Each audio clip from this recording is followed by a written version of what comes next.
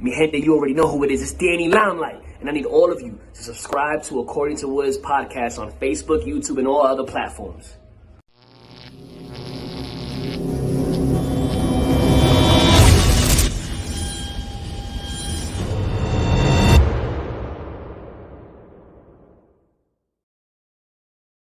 What's good, party people? This is According to Woods, and I have the honor and privilege to have on back to the According to Woods podcast. He is, the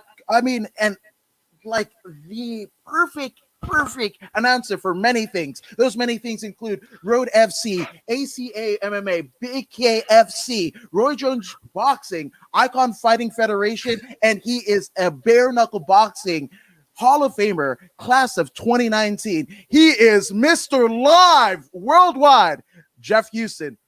Jeff, what's going on, my brother?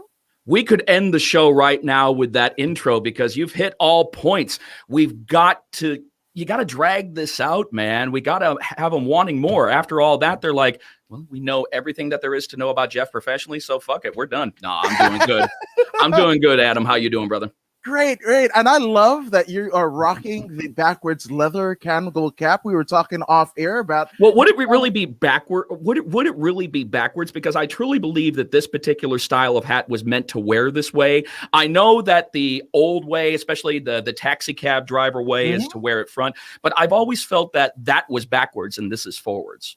I like it. I like the methodology because if you wear it forwards, it almost screams racetrack. Like horse racing, or taxi driver. A lot of old school taxi drivers used to wear this style of hat, and of course, it's also known as an earlier golf hat. You know, a lot of golfers used to wear. In fact, Kangol is primarily a golf hat. It was a golf hat brand, but it just started getting picked up by like the coolest people on the fucking planet. You know, Samuel Jackson, Michael Jordan, Jeff Houston, and with all those cool ass people in the world, obviously it is coming to something else. I had to throw myself in there. That's bullshit. I like that. I love it. Why not? You are great. You are a literal Hall of Famer. Like you've traveled the world with your art, with your craft, with your talent. These are things that are, I'm sorry, you are in that class. That is According to Woods. If you want I'm one of the best. I'm in the top 10. I am actually ranked within the top 10 ring announcers in the world. I am part of that upper echelon. Ask anybody. They'll tell you Jeff Houston is up there, and I will 100% agree with them. A lot of people would consider that to be conceited, but you have to be confident of what you do at this level. Other levels, maybe it might be a little, conceitedness, but when you get to the top level and you represent the promotions that I have represented, if you don't have that ferocious sense of confidence, then get the fuck out, pack your bags, you don't belong. No, 1,000%, 1,000%.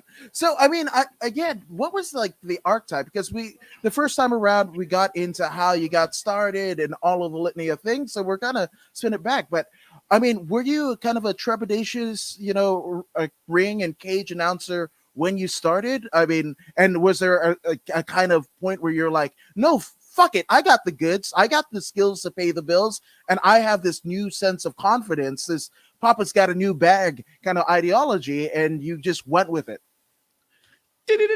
Ow! Papa's got a brand new bag. I like that. Ow! All right. I'm going to tell you something. I have never had an issue of confidence one day in my life when it comes to being on the microphone. Never once. However, the art form, the versatility, and putting all the puzzle pieces together in order to make it a pretty picture. Now, of course, that took time. It takes patience. It takes effort. And a lot of people like to say also passion. Passion is actually one of the words I dislike the most. Really? And the reason why I say that is because a lot of people confuse passion with effort. How many people have you met that are passionate about something, but they're no good at it? Sure. Sometimes it's not good to be led by your passion. I always think that effort is that much more because, if you have people telling you that you're no good, that definitely should light the fire under that in order for you to have that effort. Now, I've never had a person ever tell me that I was never not good enough. I had people that may be saying that maybe my announcing wasn't their cup of tea, but not to be able to do what I do for a living. I've never had a single person tell me that in my entire life. But you got to watch out about the passion because you got to have that effort and talent to help round it out. Because when the effort and talent matches the passion, then Oh my goodness, you're looking at a beautiful picture. You are looking at a pretty picture, could be hanging in the Louvre. No problem. But just having all of those pieces together is what makes the best ring announcer in the world. And a lot of these guys that are coming up, they are of the mindset, I guess you could say, of the whatever generation that they belong to, that just because they want it, they can have it. Or maybe they feel that they're owed something. I am going to go ahead and put this out there to every ring announcer that ever feels that he's owed anything. I don't care whether you're young, old, whether you've been doing this for 2 days or 2 decades. You're not owed shit. You're not owed a goddamn thing. You want to earn it? Earn it. Earn what you want. And those are the magic words right there. If you earn it, you got it. But you got to earn it. And just wanting it is not enough to get the job done. If you feel that way, well, then enjoy spending a lot of times at civic centers and bingo halls, because that's pretty much where you're going to stay unless you put all those puzzle pieces together and make yourself the best. Nobody else is going to make you the best. You're going to make yourself the best. No, and I love that you say that, and I love that you touch on it, because we're in a time and place after almost the hellacious year that a lot of people had. Almost, almost, sir. Yeah.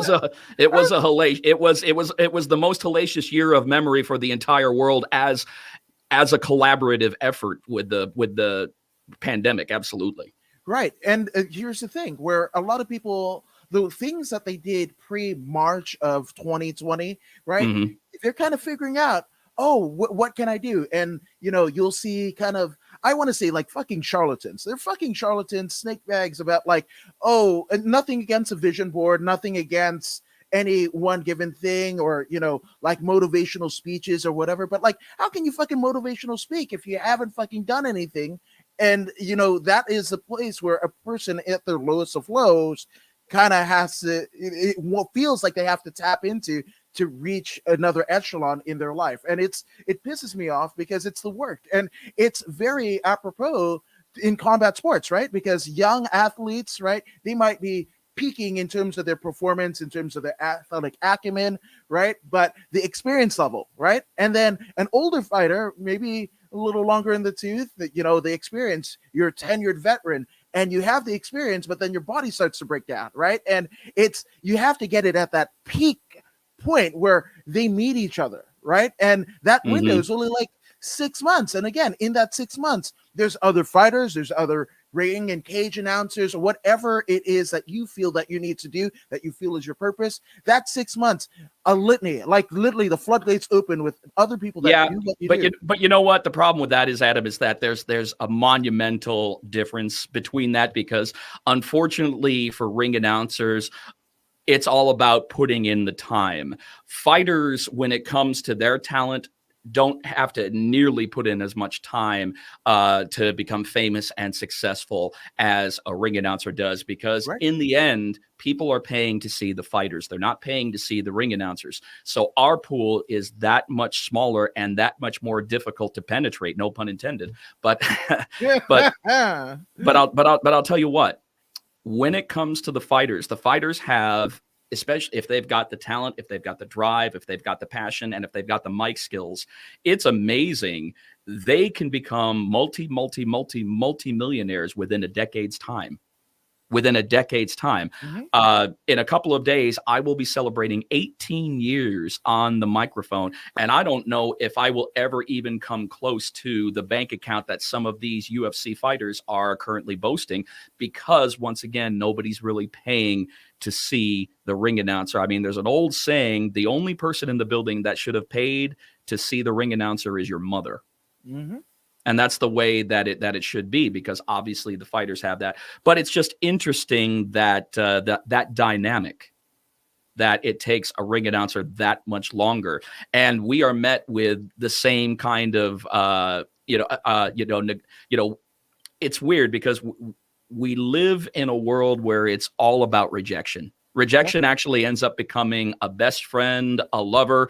We know it as well as we know the people that are closest to us, because it's just the way that it is. Because how many times have I found myself, trying to solicit work, and then I'm told the same thing. We've got our guy. We've got our guy. We've got our guy. We've got our guy. I mean, that happens a lot. And when you're trying to make it to the upper echelon where I'm currently at, it's that much harder, because you think most of these guys want to step down, or there's any kind of a turnaround in this business. Absolutely not. We're in it to win it, and we're in it for life when we are at this level. So the turnaround is that much less. So everybody says, oh, there's plenty of work out there. Oh, there's plenty of work, but it's that much more difficult once you get up to that level. So we don't want to leave our current position. I mean, my current position with Bare Knuckle Fighting Championship, I hope that I die in the square circle. I actually wouldn't mind actually having a heart attack in mid-sentence of an introduction. I mean, at least that would go viral, and that would push BKFC even more. They're saying, man, I'm going to tell you something. They love it over there at BKFC. They literally die in the ring over there. Mm-hmm. No, 100%. And it's that motivation. And I love that you said, you talked about rejection, because a lot of people will kind of use that as catalyst, as like, maybe I should stop here. Maybe this is a sign, right? And in some instances, it's called life. It's called life. Right. It's called life. If it doesn't happen when you want it to happen, boo fucking who. Mm-hmm. That's life. That's life. Chances are it's probably not going to happen when you want it to happen, and you feel that you're doing something wrong. It's all about timing. It's all about timing when it comes to our line of work, or even with a fighter's line of work. It's all dependent on if a fighter is hot and people see that he's hot, he or she is hot, and they decide to capitalize on that. Or if a ring announcer is getting much more work and there's more content available for them on social media, online, well, guess what? That's just going to lead to more things. But the less people know about you, guess what? The less work you're going to get overall. You call yourself the best in the world. I can't tell you, Adam, how many wannabe announcers have messaged me saying that, I'm going to take what you have. I'm the best in the world. And the first thing I say, okay, let's go ahead and go to Google, and let's see what a force of nature you are. And chances are 9 out of 10 times, there is not one Google page talking about any of these other announcers. And I say, well, considering that you consider yourself to be the best in the world, yet Google has no idea who the fuck you are, well, I should be shaking in my boots. Yeah. Which you talked about the rejection. I want to know, like, because a lot of people are getting it, right? What do you do to kind of like, brace yourself for the next kind of hurdle to get past that rejection? Because again, a lot of people are trying to like throwing the cards up and trying to reconfigure life. Right? That get the rejection. I don't look at it as rejection. They just don't know. Mm-hmm. They just don't know. It's so easy to say no to someone when you know absolutely nothing about them. And the rejection that I've come across are just people who just happen to not know who I am. And even in the upper echelon, people still don't know certain announcers. A lot of only so many names are synonymous with ring announcing. A lot of people don't know Joe Martinez by name. A lot of people don't know Lupe Contreras by that name. Hello, Scott. I kind of figured that he'd be chiming in sooner or later. Remember, Scott, we've got a ceasefire right now. Mm-hmm. So no bad stuff, no shoe war, no nothing. It's all love right now. We've got a ceasefire on, and I am going to institute that ceasefire as much as I possibly can. Yes. And shout out to Scott Burke. And there's only one bare knuckle announcer in my Hall of Fame. That's right.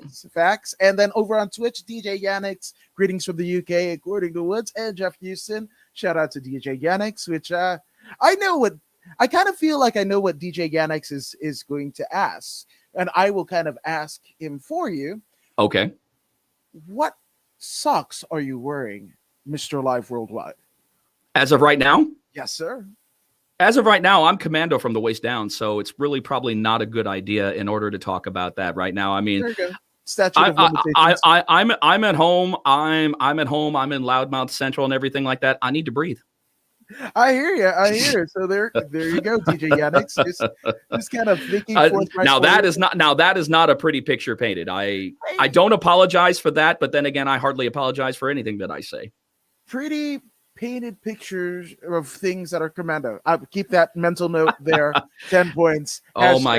Hashtag. You keep that mental note, and that is going to really fuck with a lot of your upcoming meals. I wouldn't do that. I wouldn't do that. Hey, little teacup, shirt and stout. Anyway, hey, no.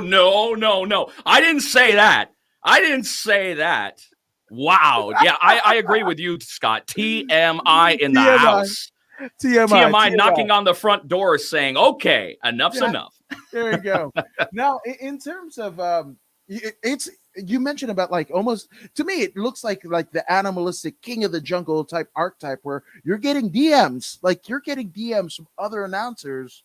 To me, it's weird. It's weird when that happens because for me, combat sports, like I have never. No, DJ, I will not stand up. I will not ingratiate. I mean, this is according to Woods, not according to Woody.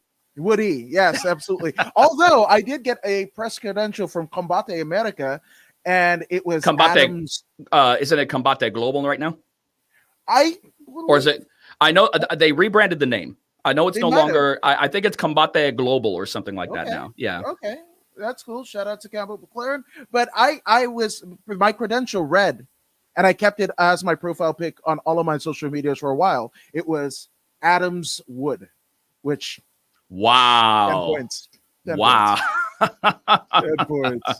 So I'm not touching that with a 10-foot pole, even though that if I stand up, you'll see a 10-foot pole. Hey, there you go.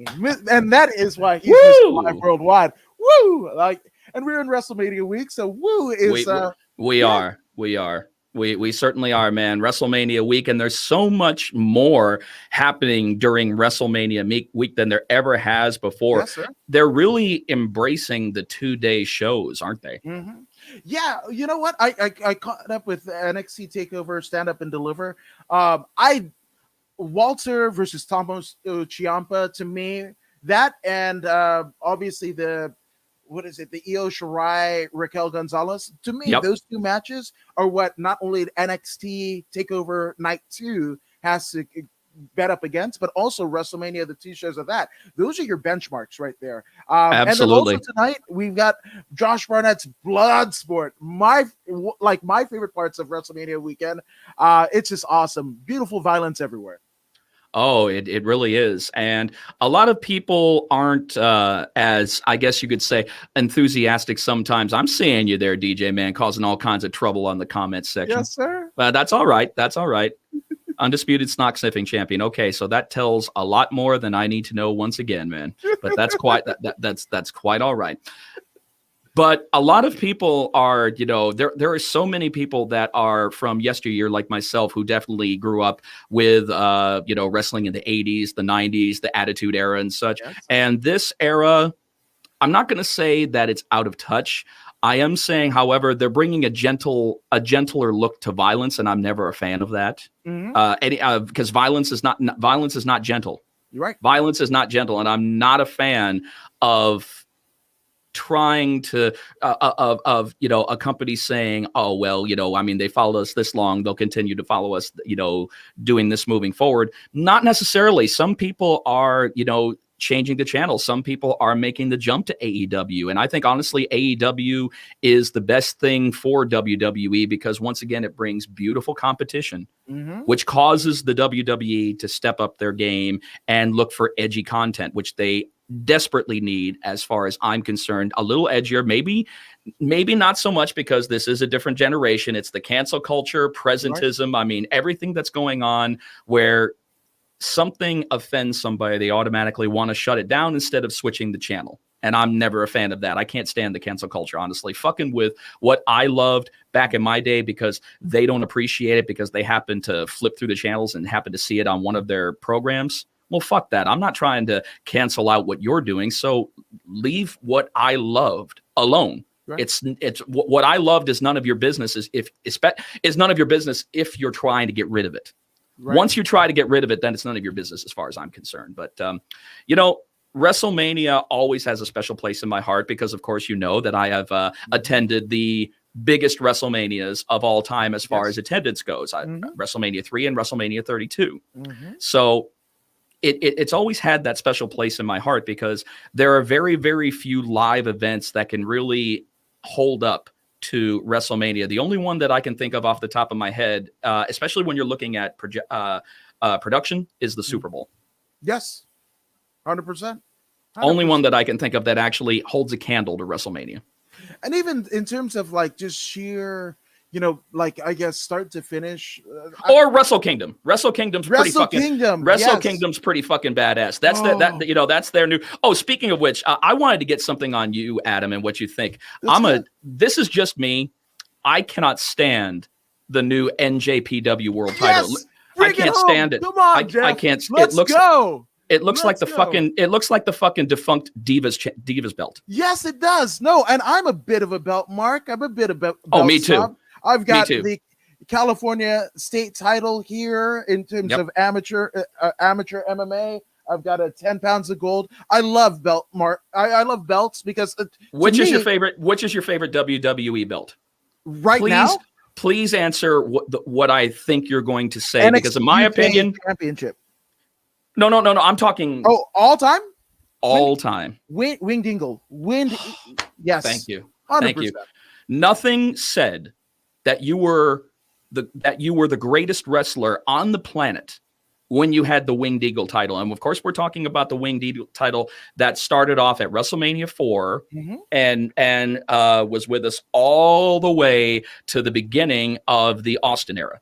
Yes, absolutely. Best one ever. Best design as far as I'm concerned. Not the biggest, not the flashiest, but something about it just absolutely said that you were by far the man that rules the ranch. Yes. I mean, it's a fucking eagle, right? Eagle soars so high above everything else, and you have a championship. And that's what I think combat sports is the best, where you have a will to win, right? Because, hey, you might, let's say your neighbors are over.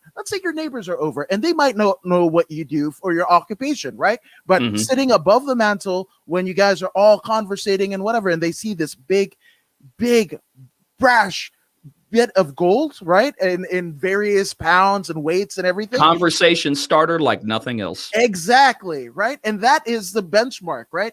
When you go, and not only is that, but it's the centerpiece for a company. That's what I love about the BKFC belts, the medallions. They're huge. They're huge. There's so much as far as a sense of trophies, championships, medals. They really get the idea about that. And the BKFC belt has gone through a few redos. The one that we have now, it's just this big gold belt, almost somewhat reminiscent of the 10 pounds of gold back in the day and such. But the current IWGP championship, I'm just not a fan. The previous one, it was absolutely perfect. Big, thick plates. Very, very little as far as jeweled in crust. I always feel that the jewels are never really a big thing because 9 out of 10 times they're not real jewels. Yes, 100%. Sometimes they are, sometimes they're not. But the original IWGP, in my opinion, was one of the best looking wrestling belts ever. Ever. It was that good. And I just think that they're taking a page out of the WWE's book with that kind of belt. And I'm like, but you have your own book that works just as well, where you don't need to take a page out of their book. In fact, not taking a page out of the WWE's book is what makes New Japan Pro Wrestling that much better. Exactly. 100%. I love it. And that's why we're friends, Jeff. That's like, fuck, man. I love it. Now, DJ Yannick's kind of clarifying. He's playing with you. I'm quite normal, really. And I like your shirt, by the way. That always gets a pop. Hey, real men wear pink. Yes, sir. Bret Hart, Owen Hart, which is pink and black attack, man, every time. And you're not about to say that Bret Hart is a wussy, man, because he'll go ahead, he'll stretch you out, or he'll say, you know something, call me a wussy when we're training in the dungeon. Yes. And we'll see who cries first, bitch. Exactly. And as our induction for Memorial Day weekend in Belfast, we are so excited, says Scott Burke, to have WWE star Dana Brooke, Asha Well, Hollis of will course. be joining us. Well, of course, because Yuli Diaz will be there as well, and we Mhm. all know that they are one of the power couples of Miami. Mhm. In my opinion, as far as Yuli Diaz is probably as Miami has ever been. If there's any one person who says "Welcome to Miami," fuck Will Smith, it's Yuli Diaz. Yes, sir. Yes, that is facts. You're spitting facts. And Gary Carlos Leon saying Jeff Houston fire strength. Well, I don't know about the strength, but the fire, I bring the fire every day of the week and twice on Sunday. I have a muffin top and love handles, so I don't know how strength that is. I'm trying to work it off. I'm a little embarrassed the fact that I've got some additional COVID weight on, so I'm doing what I can to shed that and get down to a respectful thing where my suits don't exactly look painted on as they have in the past. So I'm doing my best, guys. I really am. It happens, man. Corona rate is really a thing. I'm all for body positivity. Rock what you want and what have you. Well, self body positivity. Right, absolutely. Fuck what anybody else says. You got to do this for you. Fuck everybody else. Anybody else says that you have to do this. I said, well, you know what you have to do? You have to wait for a second while I bend over, spread my cheeks, and then you can taste some chocolate. Hey, I don't fuck around. I was gonna go into a Dave Chappelle bit, but I beat you to the punch. Yes, 10 points.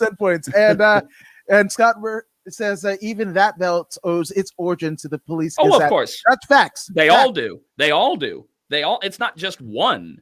It's just not one. If you look at the lineage of the Police Gazette championships, every single one. I mean, where do you think that the Ring Magazine championship belt, the idea came from the Police Gazette belt? Exactly. The old school world titles that were like literally belts. They were like small and everything like that. They were like small. No, the Police Gazette belts, those were actually some of the biggest belts at the time because at that point there were so many sports promotions that didn't have any kind of recognized championships. You were the champion, but you didn't have any kind of belt, trophy, or medal to say that you were the champion. So everybody has to thank the Police Gazette championship belts for being in existence, because otherwise nothing else would have inspired them.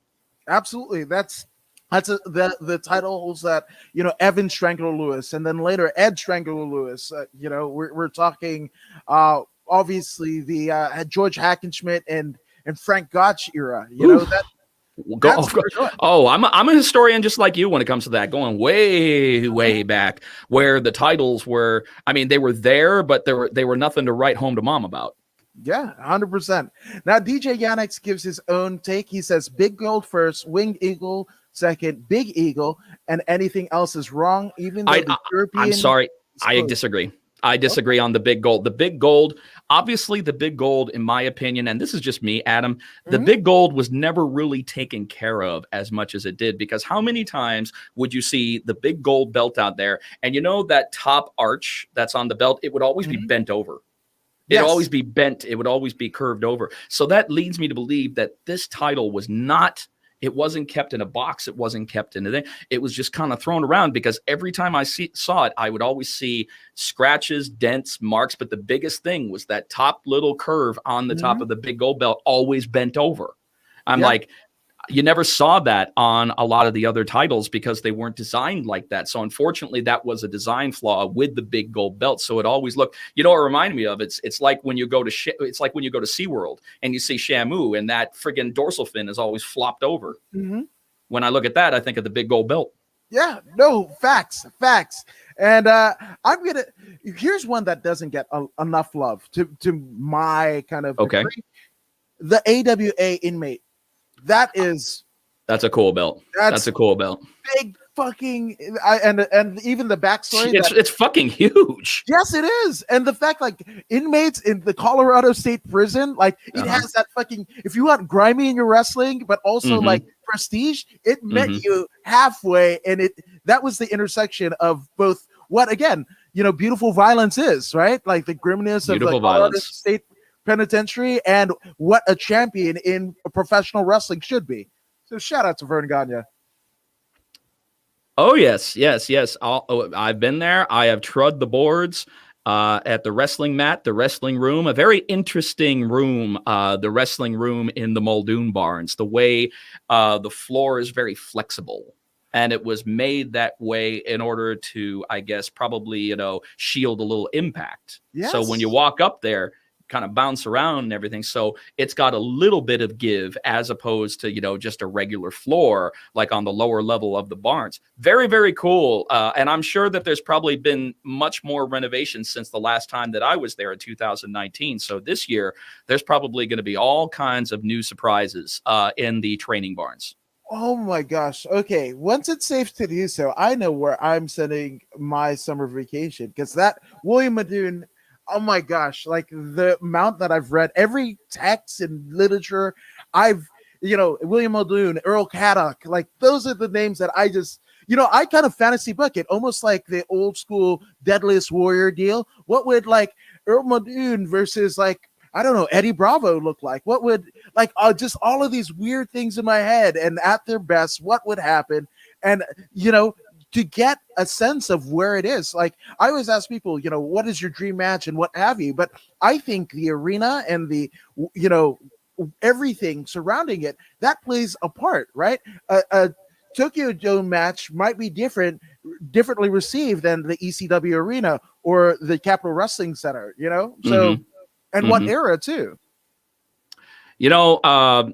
Everybody, a lot of people ask me, because they know that I'm a wrestling mark myself, and what would have been my dream match? Mm-hmm. My dream match would have been Brock Lesnar and Bobby Lashley in their prime.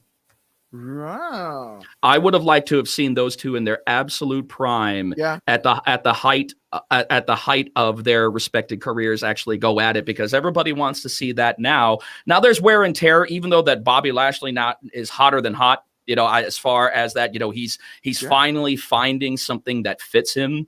He's really bringing it. It's almost reminiscent of that Ruthless Aggression era. And I really like that. Bobby's never been a mic man, and he's trying his damnedest. I know he is, but he's under the tutelage of MVP, and MVP obviously is, I don't know if I would call him the poor man's Paul Heyman, but I think that that's kind of the direction that he's being portrayed as. So to see those two at the absolute height of their career, completely in their prime. I mean, in their prime, they were unstoppable. They were animals, but Bobby Lashley did not rise to the upper echelon because, unfortunately, Bobby didn't have a mouthpiece like Paul Heyman, and he was relied to talk for whatever reason. I just wish that they had made him more silent but violent.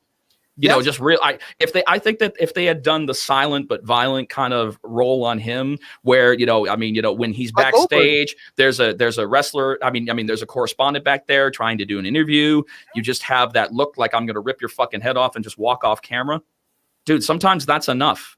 That's enough. But they never went that direction with Bobby Lashley, and that's just such a shame that we never got to see that match big time within their respected careers. No, I agree 100%. And look back at Goldberg's first TV win, and none other than Mean Gene Okerlund, a guy that I try to emulate in everything that I do. Like hey, Bill Goldberg, who are you? And he just looks at him and like he's a piece of shit and walks to the back. That is what they should have done with Lashley. Well, apparently Bill Goldberg is not going to be at Comet, but let me tell you something. The only way to find out what Bill Goldberg has to say is by going onto the WCW hotline, finding out what this new monster is going to do coming up. So there's only one place, and you've got to go to 1-900-909-9900. Kids, get your parents' permission before you call. Yes. See? Oh, Jeff Houston. Oh, I've worked with Mean Gene before in the Indies. I was working. I don't recall the name of the promotion that I was representing back in the day. I can honestly say that I've easily represented over 60, 70 wrestling promotions back in the indie days. Some of them were one and done. Some of them had runs. Right. I never got to do anything like Ring of Honor, Pro Wrestling Guerrilla, the bigger ones. But I was pretty well traveled around the independents. So I was doing this one show, and I was told that I'm pulling double duty. And I loved doing commentary on independent pro wrestling. I loved it. I'm not so much a fan of it. Me doing it on MMA or boxing is because I don't have the background in that. Right. I don't have the background on the broadcasting as far as a commentator. So therefore, I mean, I will do it, but I know I'll have to be carried a little. I know that for a fact. But in pro wrestling, I loved it. I had so much fun with it. And they told me, you're going to be having a co-commentator working with you on this. And I'm like, oh, who? And he taps me on the shoulder. You know who I am. And the inside of me just, I had to keep as solid as I possibly could without fucking marking out in front of him and looking like a douchebag. Yeah. I said, wow, sir, that is an introduction. Nice to finally meet you. I kept my resolve. We sat together. We called about 7 or 8 matches. And afterwards, he comes up to me. He was a big fan of tapping you on the shoulder. Yes. He was a big fan of tapping you on the shoulder when he wanted your attention. And he'd call me by my last name. He never called anybody by his first name. Houston, let me tell you something, sir. Not everybody can take chicken shit and turn it into chicken soup. You just did that. Good job, young man. And inside, I'm dying. I'm beyond dying. I'm like, if there's ever any kind of gratification that any colleague could ever give me, I think that's probably as good as it comes. You would think. Then I get another surprise several years later, and this is right before his unfortunate bout with mouth cancer. And I'm talking about Bobby the Brain Heenan. Oh. I have been very blessed to have worked with 2 of the best. I got to work with Bobby, and if there's anybody that ever put me under the bus on the microphone, and I was thrilled as hell to have them do it, oh my God. I've never come across anybody who has been that mentally quick, that funny in one package. Yeah. And this was like that. This was probably about 2003. Wow. So this was about the beginning of this was about the beginning of 2003, which is when I actually started my career, which is around the time. So I was very lucky that I got to work with somebody. He carried my ass. Of course he did. Yep. I was green as green could be when I worked with Bobby for the first time. But the fact that I could say that I've done that, man, I'm going to tell you, I'm getting goosebumps right now. I mean, I'm glad I'm wearing a long sleeve shirt right now because I don't want to show the goosebumps. It's not very endearing for somebody in the business. Fuck, man. I'm going to mark out all day over that story. That's tremendous, which I'm also marking out. Scott Bird says, I'm inviting you to come to do a broadcast from the Muldoon's Barn, Adam, anytime you want. Our next big event is May 28th and 29th. Oh, my birthday is May 7th. It doesn't get any better than that. I don't think that I don't think that you can pass that up, Adam. I'm going to be honest with you. I think that right there is going to be one of those defining moments in your respective career. I'm there. Thank you, Scott Burke. I am honored to oblige. I'm going to take you up on that, good sir. So, yeah, I'm amped. So that's amazing. Now, you were talking about the Bobby Lashley, Brock Lesnar in their prime. I have a crazy theory because obviously right now Bobby Lashley is the WWE champion, right? He's going up against Drew McIntyre.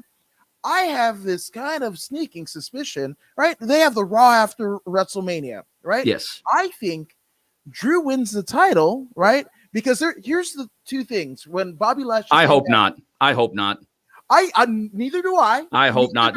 Leave Bobby alone for right now. Let him develop as champion. I think honestly, I think it takes something away because you got to let Bobby succeed on the grandest stage of them all. Drew knows what that's like. Unfortunately, Drew had to do it to an empty house. And I know maybe this is the way, if he ends up winning the title, it's almost to me like the WWE is making up for him winning the title to an empty house. But I completely do not want to see that happen. I want to see Bobby Lashley's domination continue on the grandest stage of them all. I mean, you're trying to make a monster heel. Well, a monster heel is not going to succeed if you take it away one day and give it back to him the next. Exactly. Now, it worked with The Miz. It worked with The Miz because The Miz he's that versatile a performer that's fine.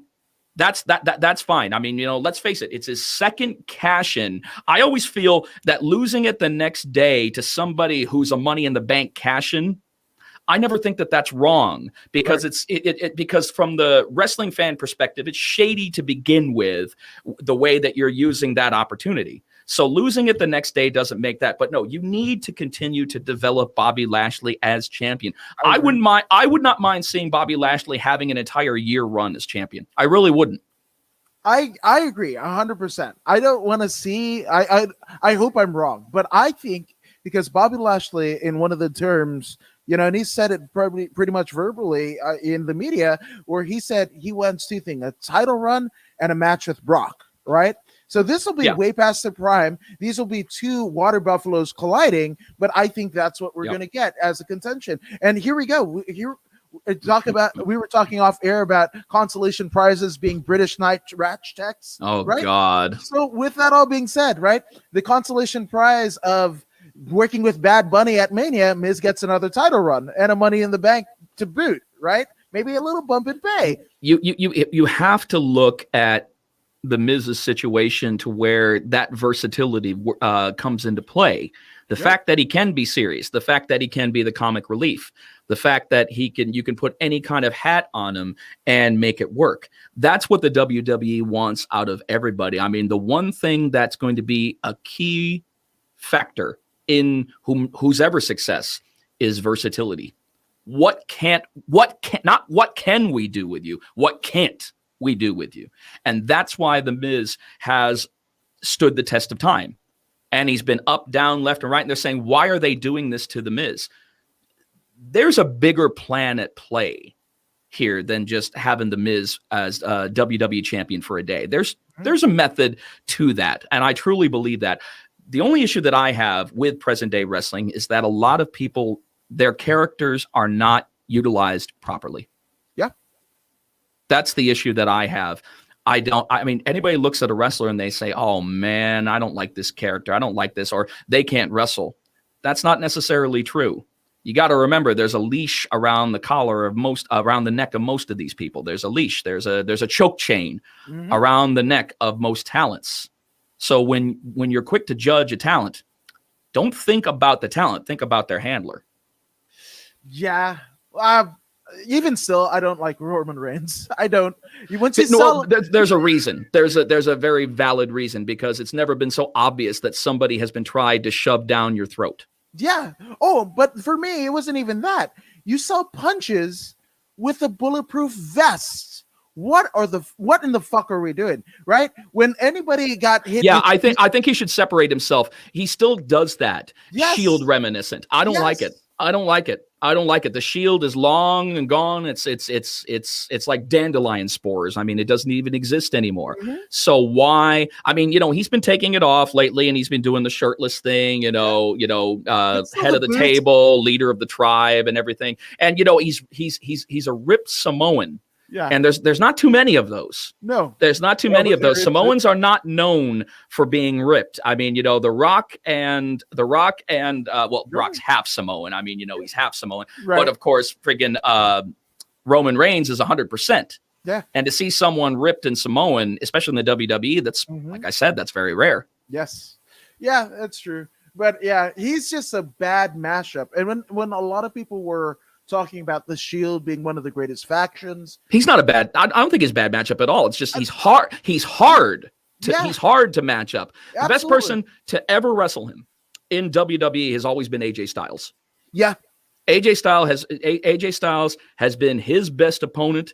There was a great Extreme Rules match that he had and they were throwing everything but the kitchen sink at Roman, and he still survived.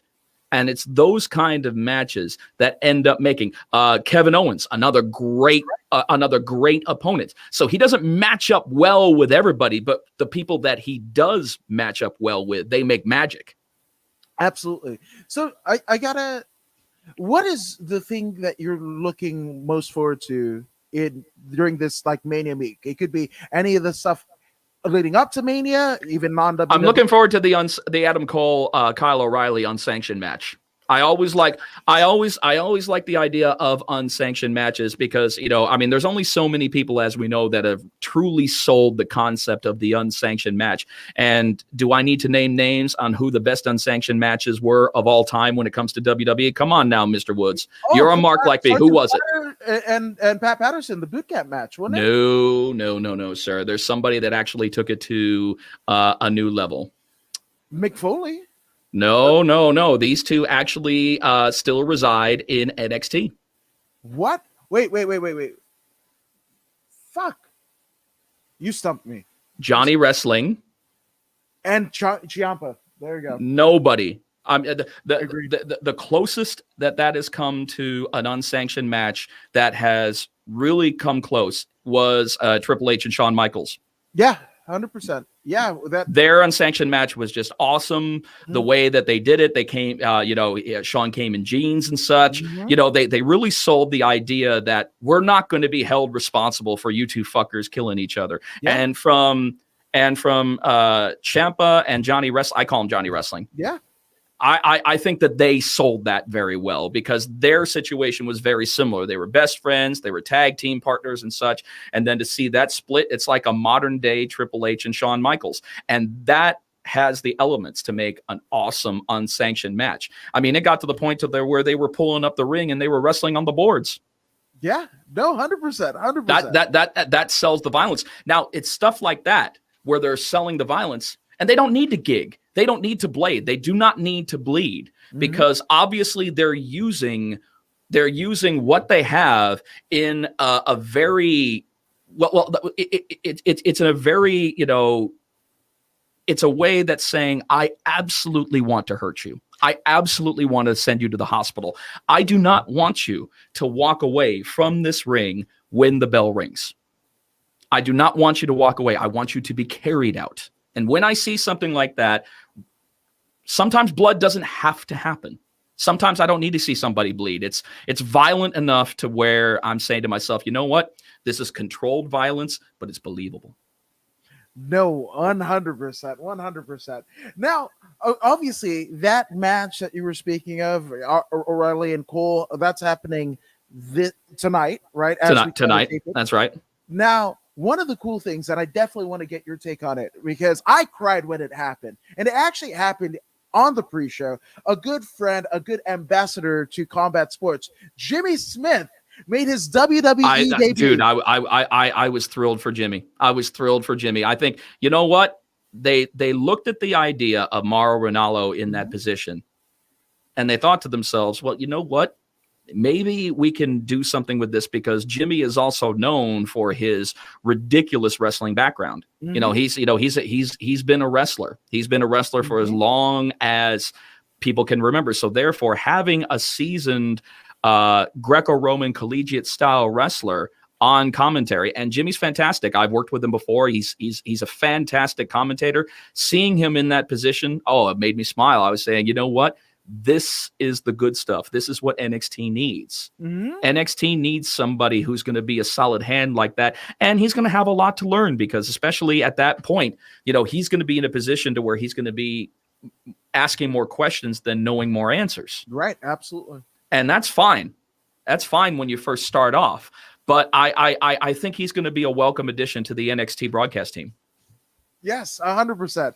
No, when it happened, I was literally in fucking tears, and my wife and screaming. I was like, "It's Jimmy Smith." She's like, "Shut up! Who's Jimmy Smith?" And I was like, and I had to do a Google search and whatever. I love my wife, but she doesn't. That wasn't the prerequisite, right? You don't have to like the combat sports shit. That's my deal. But she was just like, she shouldn't be asking you to shut up if you're watching that to begin with, because she has to know that if you're going to be watching something like that, especially during fucking WrestleMania week, that the idea of someone screaming is probably going to fucking happen. She should already know this. Already know this. I'm going to tell you, I'm not saying anything negative about her, but sweetie, you need to be prepared for Adam on WrestleMania week, and you should already know better. How long have you been married, Adam? 15 years this year. Oh, well then. Yeah. Then she's out of her mind. No, I'm just kidding. Oh my gosh. Now, speaking of moments, right? Since the last time that you were here on the podcast, you had one moment and then one kind of extension of what you are, right? And I want you to talk about your memories of it. First, Loudmouth Fisticuffs, right? Mhm. That is your podcast. You are the co-host. One of my favorite podcasts to No, listen no, to. no, no. Joshua Furs is the co-host. There he is. There you go. I am. I co-host to nobody. He just happens to be there. Yeah. So, how did that come into fruition? Well, I knew that I wanted to do a podcast, but I also wanted to work with somebody who was somewhat seasoned at podcasting. And Josh and I had talked at the beginning of Bare Knuckle. We talked a little bit about it mostly at BKFC 4, which was in Mexico. Okay.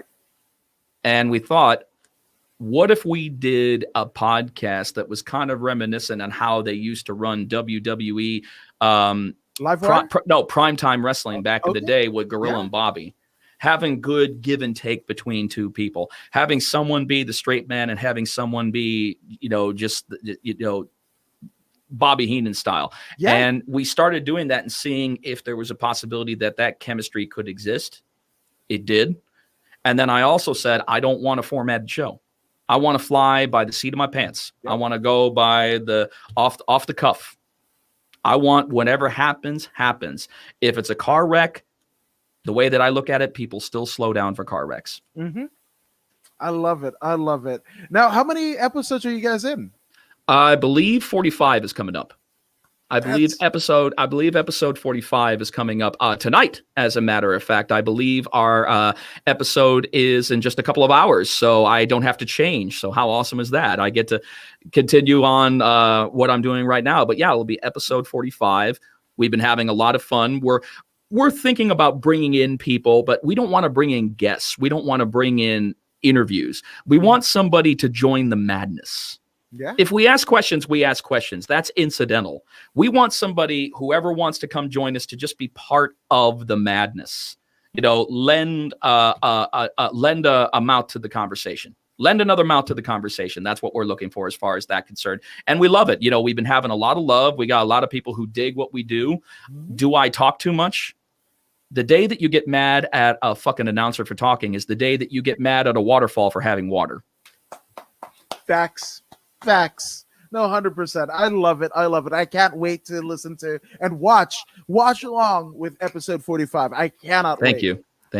I will literally and I do it a couple times. I'll have Bloodsport on the computer, NXT on the TV, and then on my phone, Loudmouth Fisticuffs. So I'm digging Bloodsport, man. I'm gonna tell I like it. I like the idea behind it. I wish Josh Barnett nothing but success when it comes to that, and I know that he's starting to build a bigger audience. Mm-hmm. I mean, I'm not saying that it's so different and such. I love the idea that you blend in grappling, you blend in catch as catch can, Greco-Roman, professional. I mean, you throw everything into the mix. And a lot of it is not what you would expect the first time that you watch it. It's kind of in between good production and back alley. Yeah. Which I'm so glad that they fucking got rid of Raw Underground. Oh my God. They're going to end up doing a fucking Dark Side of the Ring on that shit. Just the same way that they did with the Brawl for All. Yep. For the Brawl for All. I think that was they're trying to put a freaking Fight Club look on professional wrestling. Yeah. I know that was Shane's baby. I know that he wanted to go with that, but a lot of people were saying, can we get back to the regular format, please? Yeah. Oh no! When Josh was on, right when that was going down, I literally shit on it, and hopefully Shayna didn't get any heat for my comments with Josh. But I was just like, how the fuck are we getting Raw Underground and Retribution in the same kind of universe? I know. See, it works more with Josh Barnett than it works with that, because we're dealing with actual fighting, not nobody's trying to do a work. Because obviously you're not going to put people in the position of Raw Underground, especially when you've got top talent. You're not going to risk their health. You're not going to risk their well-being by doing, no ring, Matt Fight Club bullshits take off. I mean, I'm sorry. It's not the proper place for it. I appreciate the idea. I appreciate the idea to be versatile. Mm-hmm. I appreciate the idea to be versatile, but it doesn't work there. It just doesn't. No, absolutely. It just doesn't. When I saw the gals on the stripper poles, and if that's your deal, good, like it, love it, want some more of it. But not for me. Too much attention as far as I'm concerned. Agreed. If you want stripper poles, you know where to fucking go. Exactly. I want to see fights. Everybody always thinks about adding in all this other shit and everything. And the thing about it is, all the extra shit is incidental.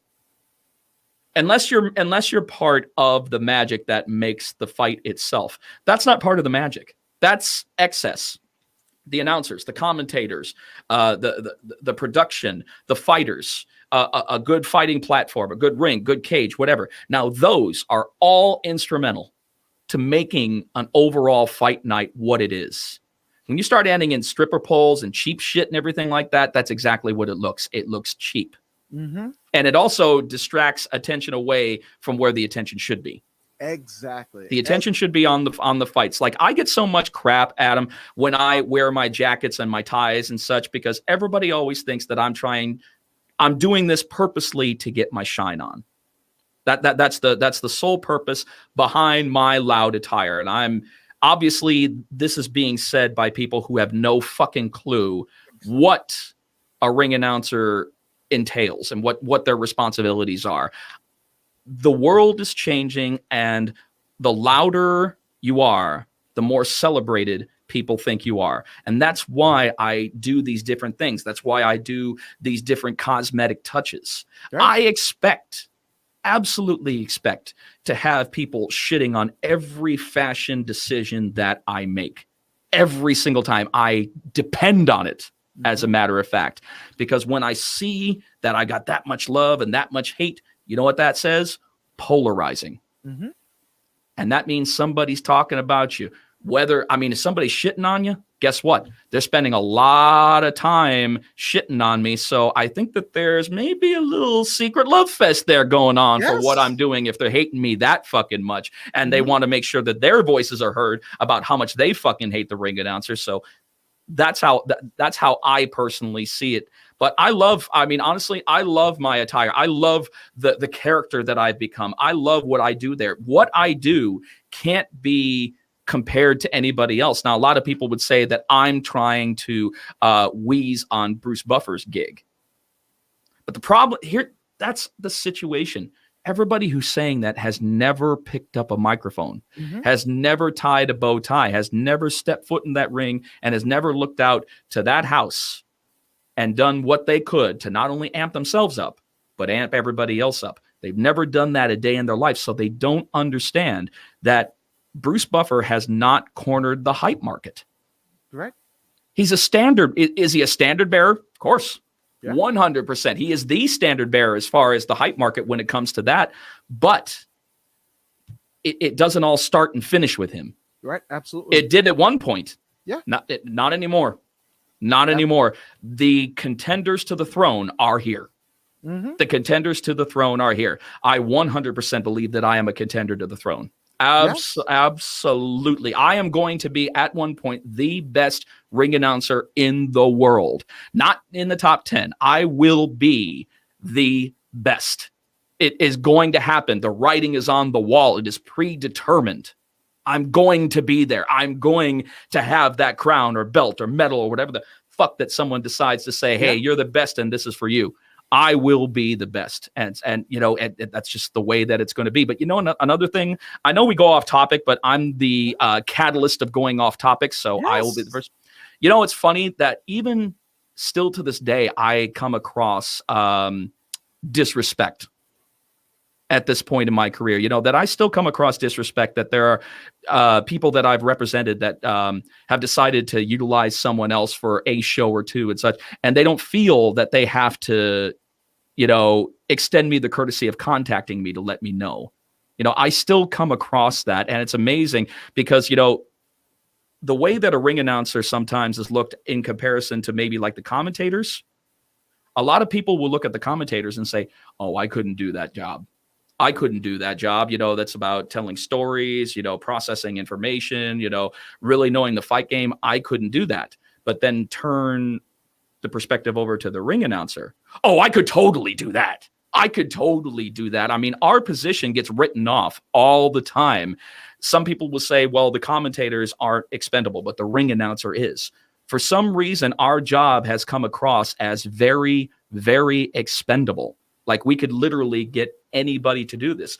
I could get somebody twice as cheap. I could get somebody. I'm here to tell all the promoters that have that mentality out there. If you take a look at someone like myself who has put his entire life into his profession, and you look at me and you say I could get someone cheaper, I don't think I need to be working with you then. Right. I don't think I mean, seriously, I don't think I need to be working with you because obviously you're not taking into accountability my years of experience, my sacrifices, what I have done to make myself the best in the world at what I do. You're not taking these things into account. And if you're not now, chances are you probably won't ever. So why would I want to represent your product if you don't appreciate what I bring to the table? At this point, maybe at the beginning of my career, I would not have the balls to say anything like that because I'm green. What the fuck do I know? But the fact that I have sacrificed a very big portion of my financial life. Yeah. I mean, honestly, in my line of work, it's not what you make, it's what you save. Because I don't have any kind of pension plan. Whatever money I make, whatever I choose to save is what is going to go towards my future the day that I decide to put down the mic, which I personally don't see happening, Adam. I'd rather die in the ring than put the microphone down. The way that I feel right now, I'd rather do that. I really would. I found what God, Buddha, whoever the hell you want to say is actually up there and pulling the strings. Whoever wanted me to be a ring announcer, I'm here. I have that. I have what I was put on this earth to do, and I probably will never stop. But like I said, it's just amazing the lack of disrespect that I still come across in that sense, and I just don't feel that it's warranted. If it's somebody who's just a weekend warrior, they haven't made the full court press to be the best in the world, to make this their career, to focus all of their professional attention on one area. No, that's different, but I've given everything in my life to be in this position. And to those out there who still show me disrespect, I'm going to say, you know something, I'm not going to tell you what to do, but just think about it sometimes. I mean, when you've got somebody that geared towards wanting to make you look good, to make the promotion look good, I'm not saying, stroke my ego. Not at all. I am looking for brass tacks shit. I don't need anybody to tell me that I did a good job. I know I did a good job. I don't go fishing for compliments when I work. I don't need any of that. That's not what I'm talking about. I am talking about just the basic respect that you would show to someone who has dedicated their life to what they do. I'm not asking to be a diva. I'm not asking for 1,000 brown M&Ms in a brandy glass before I go on stage. I'm not asking for the Floyd Mayweather treatment that he always gets when he's doing a show. I am talking about brass tacks respect for somebody who has dedicated their life to what they do. That's it. And I'm not naming names because I'm not out here to literally put one promotion or one promoter or anybody on blast, because that's not what I'm doing. If somebody thinks that's what they're doing, I'm not. This is what ring announcers come across. This is we all come across this kind of disrespect. And for some reason, it's just prevalent in our profession. And it sucks. It sucks when we've earned more. I don't deserve more. Remember what I said at the beginning? I don't deserve shit. Nobody deserves shit. Have I earned more? Fuck yes, I have. Fuck yes, I've earned it. I'm not done paying dues, but I've paid quite a few. No, I love that you said that, because to me, with the people that think, oh, well, you're putting the shine on yourself rather than the fighters, all of these naysayers and what have you. For me, I've come across similar, right? And to me, you got to think about it. If you're a promoter, wrestling, MMA, whatever, right? And you kind of have this kind of thought process, right? Where you don't think enough of your product, what the fuck are you doing? Because an announcer can enhance your presentation to your paying audience, your championship. That's another thing. A shit If you title. want to be the best at what you do, if you want to have a world class presentation, then guess what you got to have? World class commentators, world class announcers, world class across the board. Yeah. And if you have someone that's world class, well, then guess what? They're not going to be expecting the world, but they are going to be expecting your respect. Exactly. Damn it. That is what we do expect, your respect. That's a prerequisite at this level. At this level, fucking A, yeah, we've earned that respect. We've earned it. We've worked hard for it. No, I get a little, maybe there's a little venting that I've been kind of balling up a little bit. I'm not trying to sound like I'm bitching because I'm not complaining. No. I love what I do every day of the week and twice on Sunday. It's the best job in the world for someone like me. I never shut the fuck up. As you can see, obviously I've mastered breathing because I can talk this much and still not stop and take a breath. Yeah. So hey, but I'm not trying to shit on anybody specifically. I'm just trying to put it out there that I'm not an expendable person. Mm-hmm. You know, I'm not a liability. Right. A lot of people would look at this because the fact that the ring announcer, okay, if you're looking at it from a business perspective, the ring announcer does not bring money into a promotion. He doesn't. He does not. Michael Buffer, as awesome as he does not bring money into the promotion. Nobody's paying to see him. He is just that elite in his position. Now, when you're outside and you're talking about like the things that he's done with Let's Get Ready to Rumble as far as commercials, movies, television, such, well then yes, that takes on a different dynamic to where people are paying. But when it comes to the boxing world, when it comes to the fight world, nobody's paying to see Michael Buffer, but they appreciate him that much more because of his effort, his dedication to the craft. Right. Well, that's what it is for me. That's what it is for me. I am not a liability. I am an asset. I am an asset to anyone who brings me on. You know why? Because I am going to do everything in my power to absolutely put over the promotion. I have never, do you know how many times I have actually been late to an event my entire life? Probably not. Zero. Yeah. Zero. I have never been late. I have been sick as a fucking dog on the microphone. I have announced a fight, ran to the bathroom, puked my fucking guts out, come right back, and nothing. I have done, once again, I'm not bitching. I am putting in there what I have done. And I'm not asking for a red carpet. I'm not asking for the Xerxes entrance to where people lie down and I step across them. I don't want that. All I want is the respect that I've earned. Plain and simple. That's all I fucking want. I want the respect that I've earned. And once again, not saying this to anybody specifically. Right. It's a rant. It's a rant. It's a little bit of a tangent that I'm going off of. I get that, but it's also something that a lot of us fellow ring announcers put up with. We Absolutely. Do. A lot of us put up with this, and a lot of this bottle this up inside of us. Especially, like I said, especially the ones who have made a life's run at this.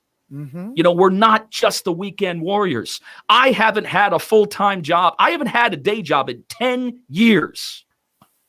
I haven't had a day job in 10 years now. And that's because I have made the full court press on this. All or nothing. Go big or go home. That's it. No, 100%. And DJ Yannick says, respect is given. It's not, that's lost, not earned. I suppose to have gone ages with Mr. Live Worldwide has kept me up until dawn on the hook, line, and sinker. No, that's appreciate you, brother. I'm just speaking truth.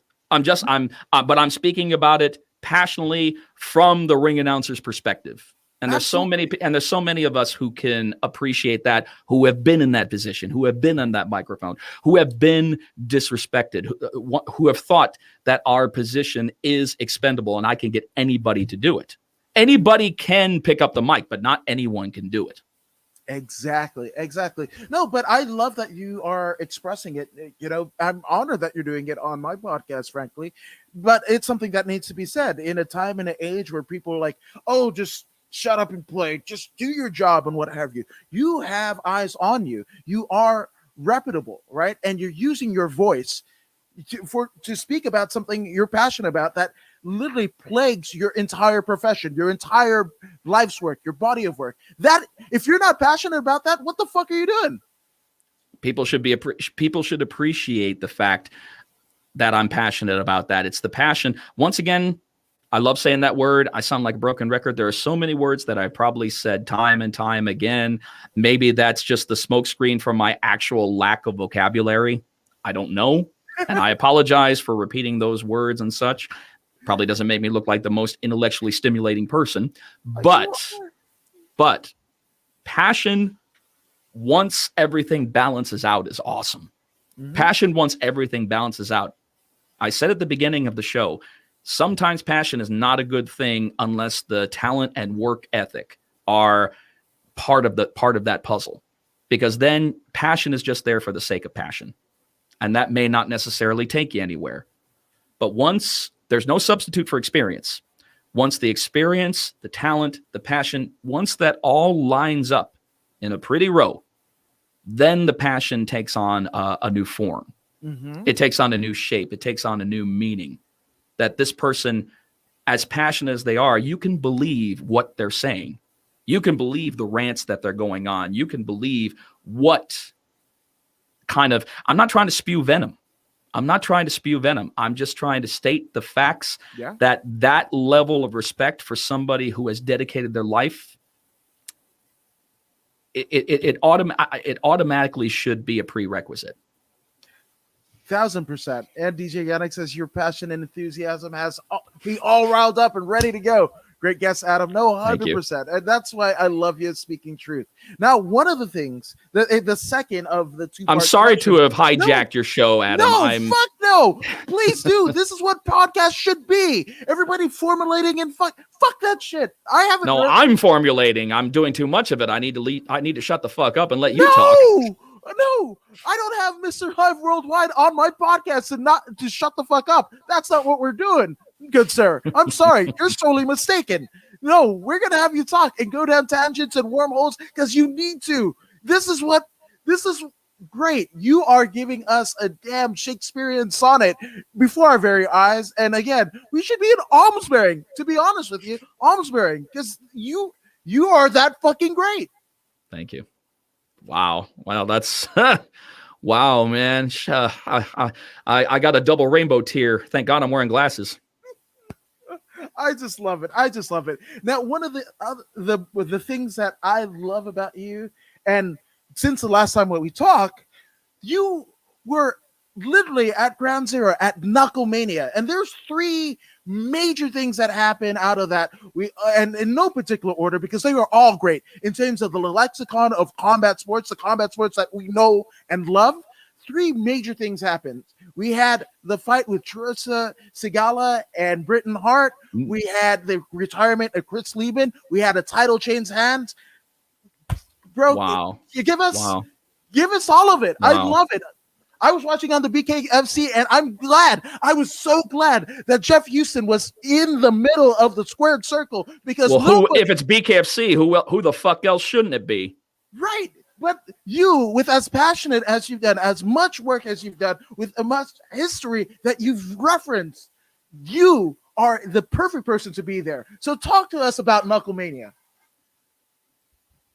It's wow. It actually chokes me up a little bit because I knew once I saw the advertising for Knuckle Mania go out, I automatically knew that we were at the precipice of something very, very special, because you don't see a combat promotion offer A+ named events.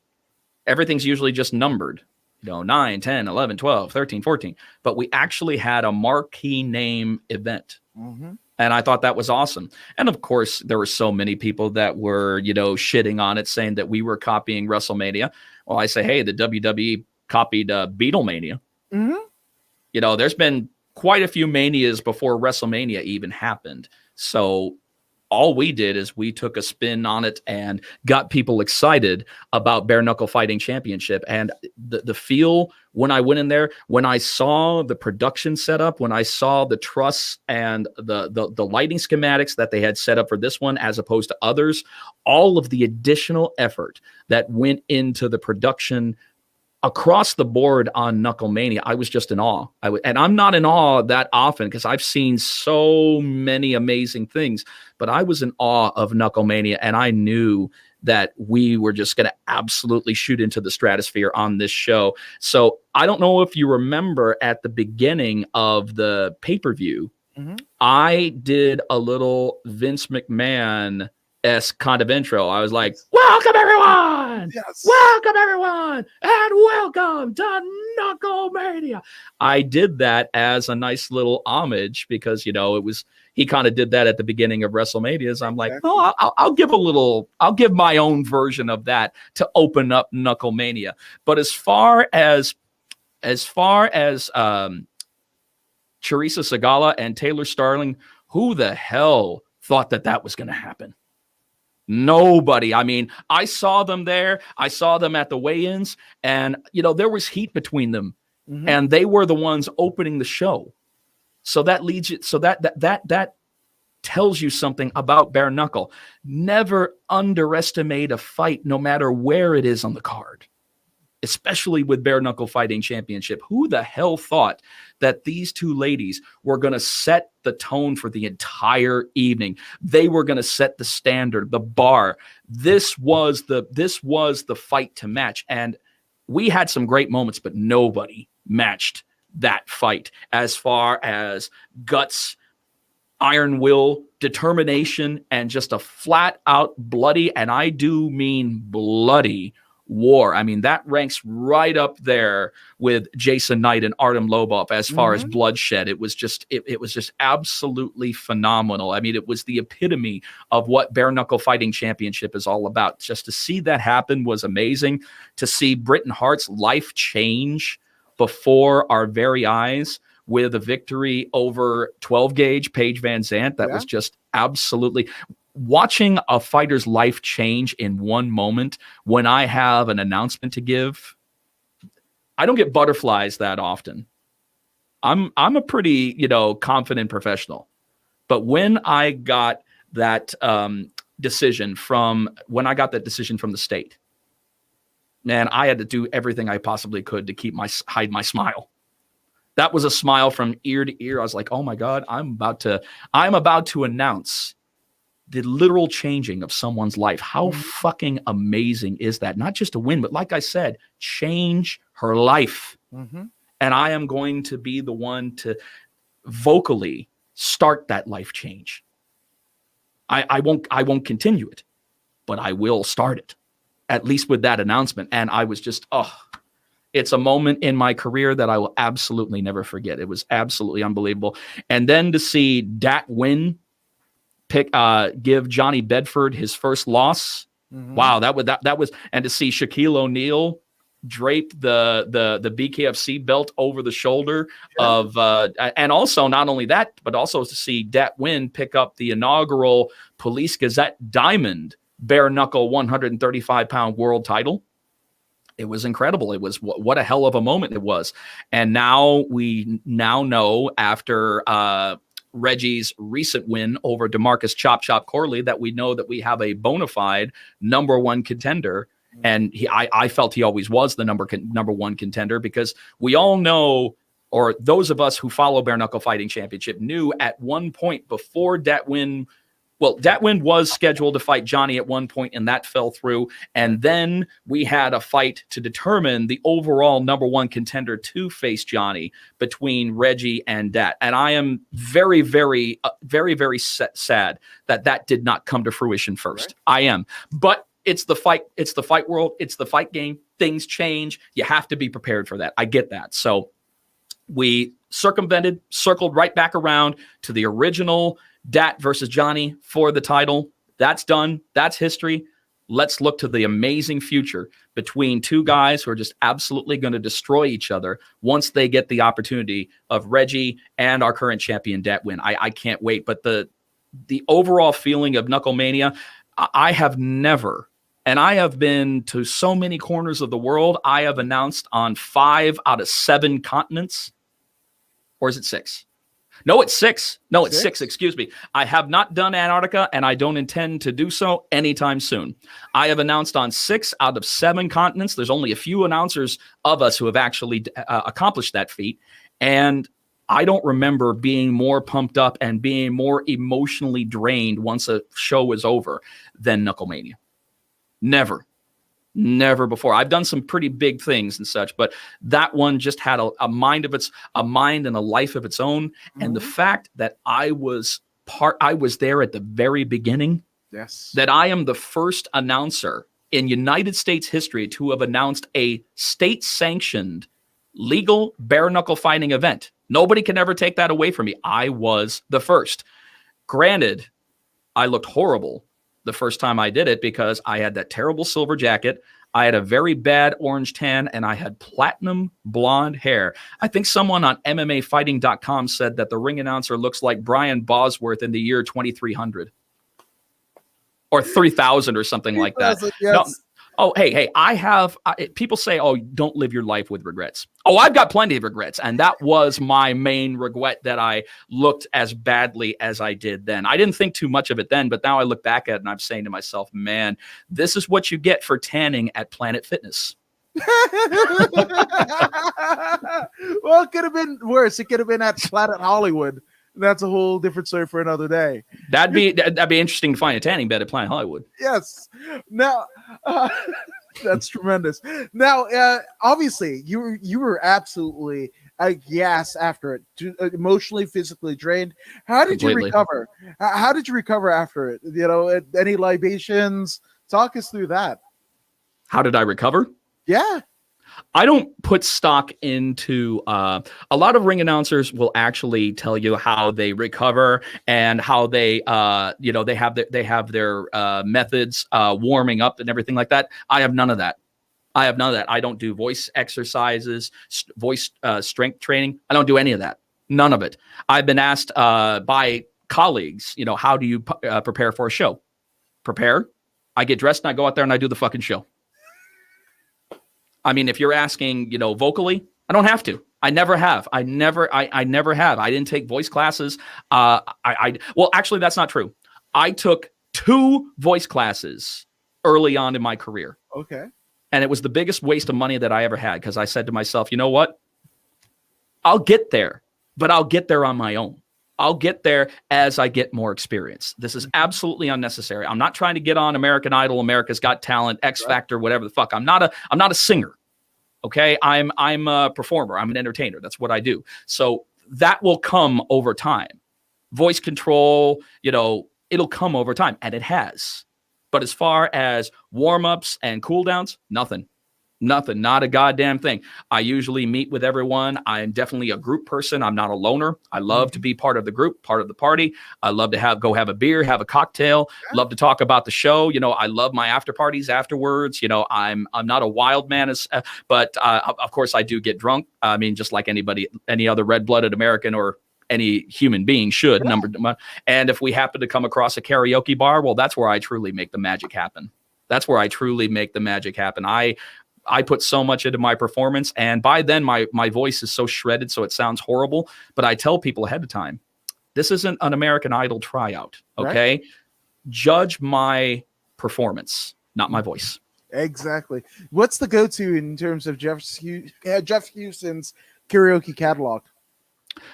Usually my first one that I go to, because I have so much fun with it, is Aha, Take On Me. That's my number one song to go to. And I also like singing a lot of Queen.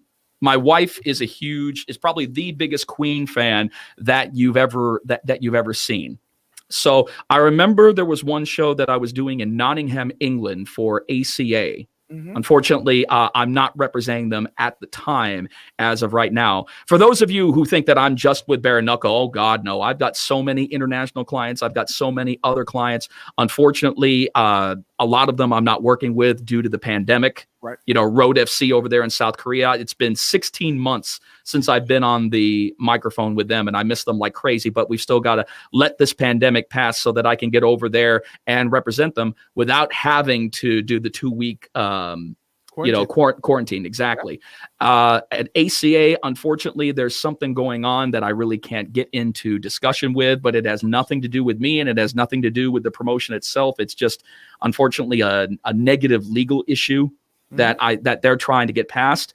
And I have been all over the world with ACA. I've gotten more travel with them than I have with anybody else. But we were at Nottingham, and we had just finished a show, and I got invited to my very first British lock-in at a pub. My first pub lock-in. Do you know what that is? No. I know what pub locking is, and I can't do it all. Yeah, a pub lock-in is where they shut it down to the general public, but they allow a select few to stay in after they lock the doors.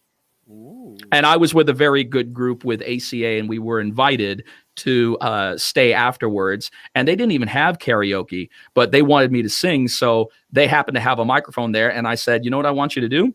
I want you to find the YouTube. You don't have to put it on that. I want you to find the YouTube video of Radio Gaga from Queen when they did Live Aid. In 1985, and I want you to play that on there. And I started singing. I started jumping up on the bar, jumping up on the furniture. Man, I was totally Freddieing out. I was Freddie Mercury at that point, not in voice, but definitely in attitude. Mm-hmm. And then all of a sudden, one of the bartenders comes out and starts playing a guitar. Starts fucking playing a guitar along to that, and I'm going with it. I said, "Oh my God, that was like the best thing that somebody actually came out and started playing Brian May's part." Now, so we had that bar rolling all night with songs, and those are just some of the amazing memories that I've had for what I do for a living. I mean, there are worse livings to have. And this is just, like I said, what an amazing journey it's been. So much fun that I've had, so many countries that I've been to, so many continents that I have had the pleasure of working on. It really is magical, man, because honestly, I've told you remember when you and I talked and I told you about who I was before I picked up a microphone, and I was nobody. I was nobody. I was nothing. I was a homeless drug addict at one point. Mm-hmm. And the microphone, this life, this way of life has absolutely saved my life and given me purpose, you know, and that's why I don't think I'll ever put the microphone down, because if I do, the last thing I ever want to do is revert back to that, go back to what I was before the microphone. So I'm saying, fuck that. I'm dying with the microphone. If I die in the ring, I'll be happy. I will be happy. If I die in the ring, if my wife isn't there, trust me, she will at least be watching. And she'll get to me, claim the corpse and everything like that, whatever. If she's still alive at that, I might live her. I may not. I don't know. But I would die in the ring. I would absolutely die in the ring, and I wouldn't have a single fucking regret.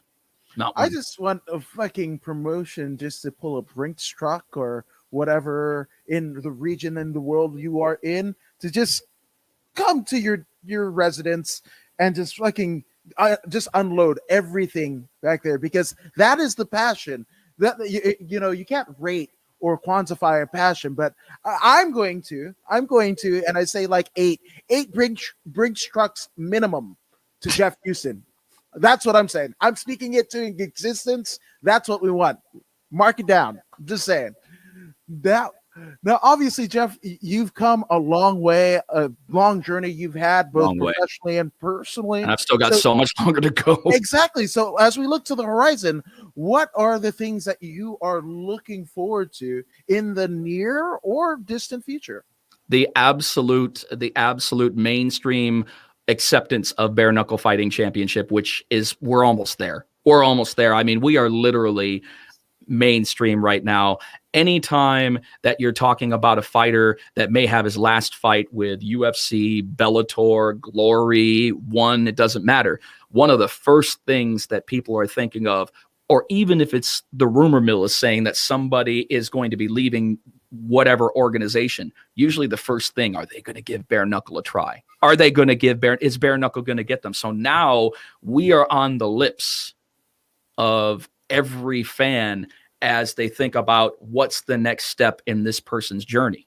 But the problem is that the everyday fan thinks that once they're done here, that they're washed up. I'm like, no, not even close. Not even close. Not everybody fits every organization they represent. That's just the truth. That's just the truth. Not everybody fits. But we have had so many good fits. Come over and give it a try. But I say this to a lot of the fighters out of respect for the fighters. Please don't look at Bare Knuckle Fighting Championship as a springboard to get back to the big show. Yeah. We don't need that. What we need is we need you wanting to build your career here, to build your legacy here, to build your wealth and fame here. Because we're still in the building process. Believe it or not, you know this. We're just less than 2 months away from our 3-year anniversary. 3 years, only 3 years. That's nothing in the grand scheme of things as far as a combat sports organization. In 3 years, we've done what probably no other combat sport organization in the world has done in just 3 years' time. Exactly. So the fact that I was at the very beginning and I'm still here to represent it today, it's one of the greatest honors of my entire professional career because, number one, no one can take that away from me. Look what it's given me. Look what it's given me so much. It gave me my first Hall of Fame ring. Yes. I had only been announcing for 13 months with Bare Knuckle Fighting Championship by the time that came around. And I was talking to Scott Burt and I said, there's no way that I deserve this. 13 months and I'm already getting a Hall of Fame. And then Scott broke it down and said, Jeff, you are part of history and you're part of original history. You are the first ever to do it. You're the first ever announcer to ever announce a state-sanctioned legal bare knuckle fighting event in United States history. That has automatically put you in the history books, and that has automatically awarded you a spot in the Hall of Fame. And, he was very eloquent about it, as he always is. And I said, something, as much as I want to argue and refute that, I can't. It is history. It is history. It's a part of history that could never be taken away from me. So I love every promotion that I represent, but Bare Knuckle Fighting Championship just has an incredibly special place in my heart. They're never, and I'm going to be with them for the whole time because there's no one that could do my job for Bare Knuckle. Exactly. There's no other ring announcer that in the world, nobody, I don't care who you are. I don't care if your last name is Buffer. I don't care if your last name is Martinez, Contreras. I have amazing respect. Lennon, and Lennon was number 2 as far as the announcers that had done it. He actually, I was number 1. He was number 2. And I have nothing but amazing respect for my colleagues. I have nothing. The fact that I get to call them my colleagues is amazing enough to begin with, because these are legendary names that I'm talking about, but they can't take my place here. Nobody can. I am synonymous with Bare Knuckle Fighting Championship. And if that's what I end up becoming synonymous with overall, I'm fine with that. Some of them aren't. Some of them aren't. Like when you look at Michael Buffer, synonymous with boxing. Right. When you look at Bruce Buffer, synonymous with MMA. When you look at Jimmy Lennon Jr., unbelievable family history. Unbelievable family history. Right. One of the only sons to follow in his father's footsteps and succeed and actually go further. Right. So it's in his blood, and he's also the classiest guy that you'll ever meet. Yeah. I love Jimmy. I have worked with Jimmy so many times, and I have nothing but monumental respect for what he does. But he's not a bare knuckle announcer. I am. Yes, I am, and that's what I do. And I also believe that that's also one of the reasons why I am in the best of the world, because you can put me in anything and I'll do it in combat sports. I've done, I did, I still can't believe that I got the opportunity to do this. And I told you this, I did the 2019 80cc World Championships. Yes. Okay.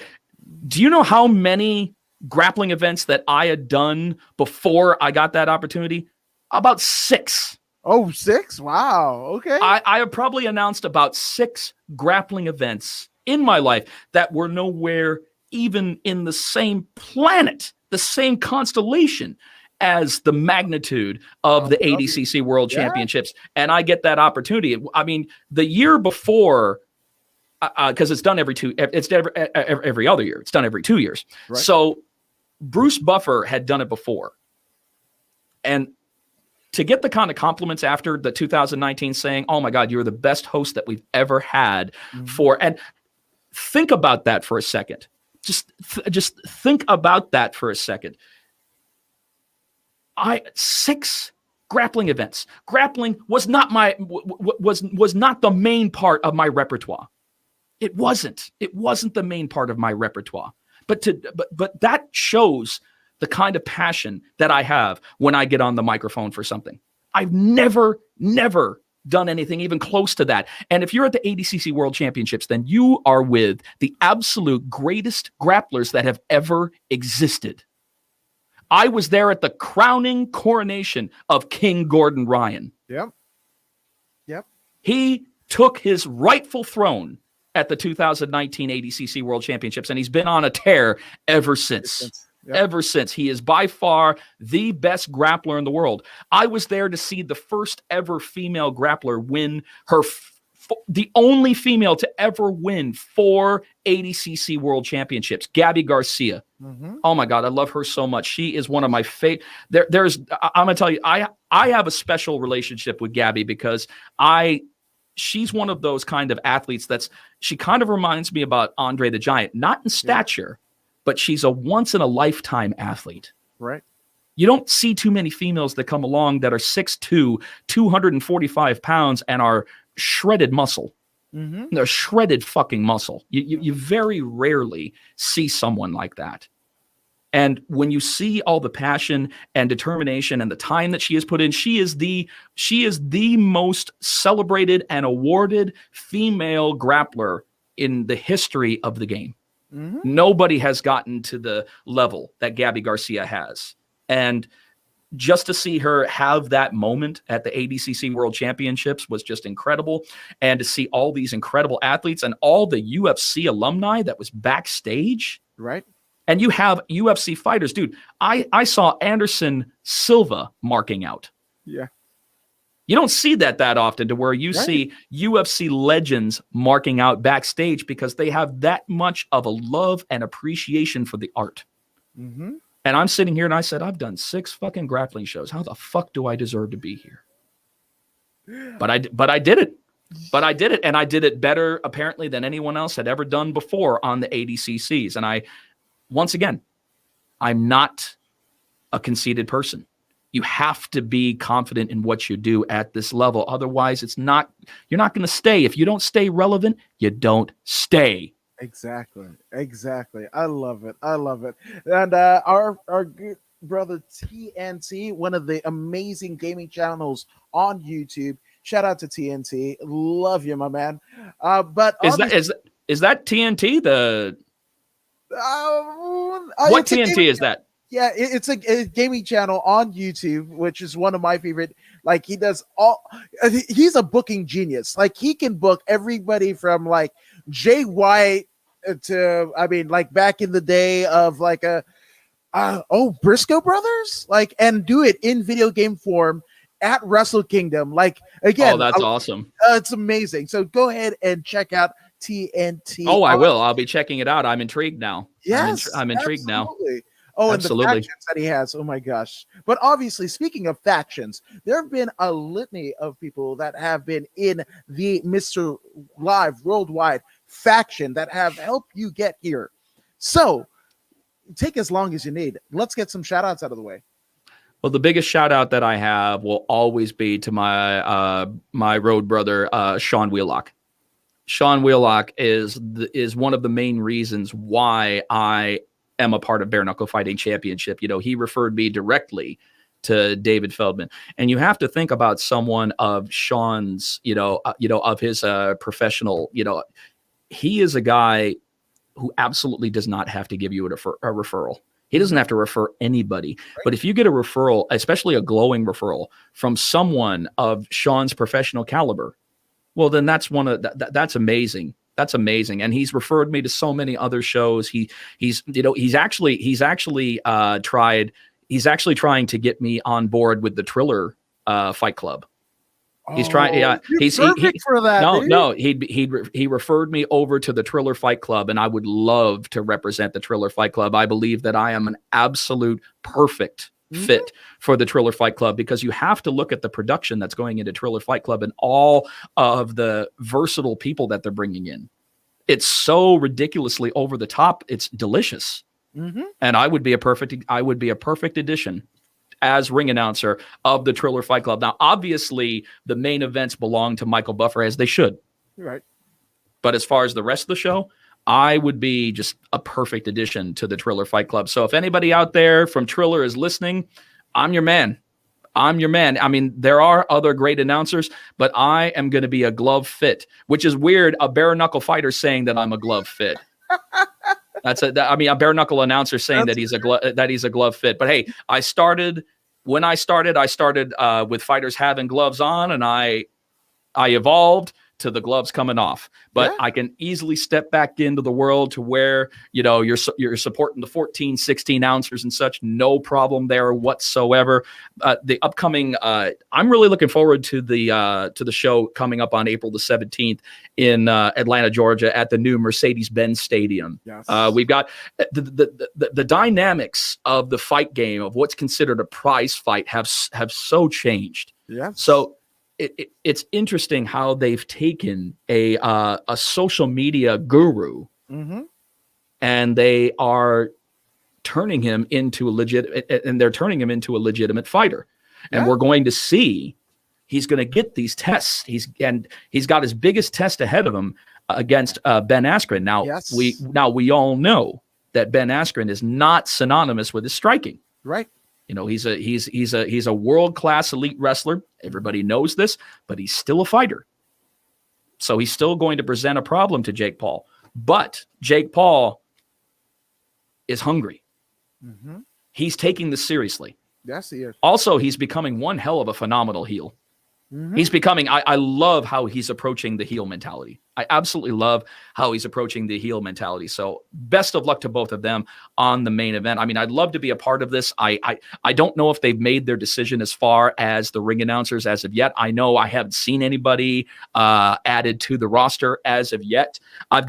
Sean Wheelock is now part of the broadcast team. He's actually the new rules and regulations analyst. So his job is really going to go towards those who aren't familiar with boxing. For those who are looking at this, because there's so much entertainment value that comes into this promotion. The owners, the people that are involved. I mean, it's nothing. This is Hollywood. This is Hollywood in the ring is what it is. So Sean is going to be so instrumental on those new boxing fans explaining the law of the land when it comes to the squared circle. So I think that's awesome. And a good friend of mine, Ray Flores. A lot of people know Ray Flores as one of the commentators and ring announcers with PBC. Yes. He's getting an opportunity to be right there alongside legendary analyst Al Bernstein. What? Yeah. I think that's fantastic, man. I think that, bringing in Al Bernstein, man, can only drive up the stock for the Triller Fight Club series. And he's been in the game so long. Ray is considered the new generation of commentators and such, and he's been sharpening his claws and knives with PBC for so long. So it's really a fantastic fit for both of them. I really can't wait. So I'm crossing my fingers, hoping that they come across my information. I know I've been referred several times, so we just have to see what their decision will be as we get closer to fight day. I love it. And I love that you're mentioning Wheelock, because him and Jimmy Smith, right? They are, for me, in terms of my, kind of viewing of Bellator, early days of Bellator, where you had like Eric Prindle and Ron Sparks and all those people, the Chandler Alvarez deal. They are my equivalent to like Rogan and Goldberg and Goldie. Like that is my. Oh, they were great. They had great synergy between the two of them. Yeah. But Sean is good no matter who he works with. Sean is the kind of guy, he will be great no matter who sits next to him. I love Sean and Charles Smitty, good old Smitty. They are the main commentators with Roy Jones Jr. and unfortunately, I was not able to be a part of the last event that they held in.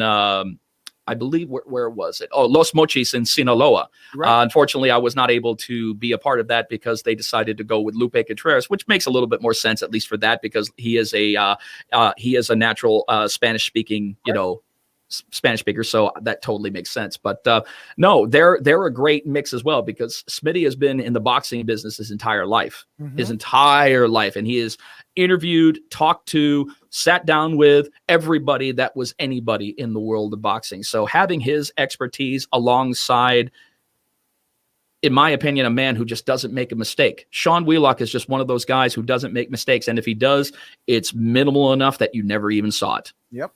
You never even saw him make a mistake. So Sean was very instrumental. Another person who was really instrumental to me, and I'm very fortunate to call him a friend, is another road brother of mine and probably the greatest MMA referee that there has ever been, my buddy Herb Dean.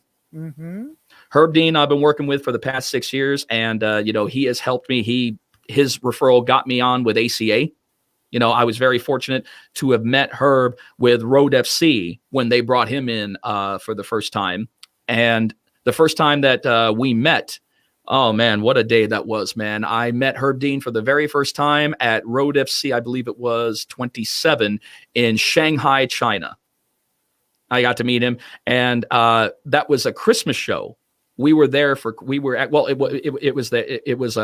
Well, it was the day before. It was December 26th. It was the day after Christmas. We had finished the weigh-ins, and we were saying, we gotta do something for Christmas. So we ended up, it was like about 12 midnight Christmas morning. We were at a Chinese Hooters, knocking back Jägermeister shots and having Chinese Hooter girls attempt to sing "We Wish You a Merry Christmas." That's so great. That's one hell of a Christmas. That's a tough Christmas to beat as far as, as moments. And we've also had 2 Thanksgivings that we've been out of town together with. On top of that, we've had 2 Thanksgivings that we've been out of town with on top of that. So I've experienced a lot. Herb and I have been up and down the road all over the world. He is an incredibly good friend. And like I said, another one of those who, he became more than a colleague. He became a true blue friend. Yes. No, I love Herb, and I had the fortunate kind of instance to be able to roll in jiu-jitsu with Herb Dean, and that happened. Did you really? Yes, the week after. So the last jiu-jitsu gym that I attended frequently was Fight Academy in Pasadena. Of course, that's his gym. That's his stomping grounds. Yes. Yep. Yes. So it was I think the Wednesday after Ronda got knocked out by Holly Holm in Australia, right? Oh. And I had heard things. I was pretty new to the gym. I had heard Herb kind of comes in and everything like that, and he comes in. Well, and it's his gym. He's a co-owner. Yeah, he's a co-owner. Co-owner, yes, absolutely. So I go, and I'm. Everybody's rolling, and I'm like, no, I can't. I'm not of that caliber that I can roll with Herb Dean, right? And then it was almost like the parting of the Red Sea, and he looks at me at the other end of the room, and he motions me to come over, and I was like, oh fuck, oh shit, oh fuck, oh shit, oh fuck, oh shit. That was going in my mind. That was my mantra. So of course we're rolling, yes, and I feel like a kitten in the gorilla's paws. It was just, he just moved, and you would think a guy that size. He's crazy strong, isn't he?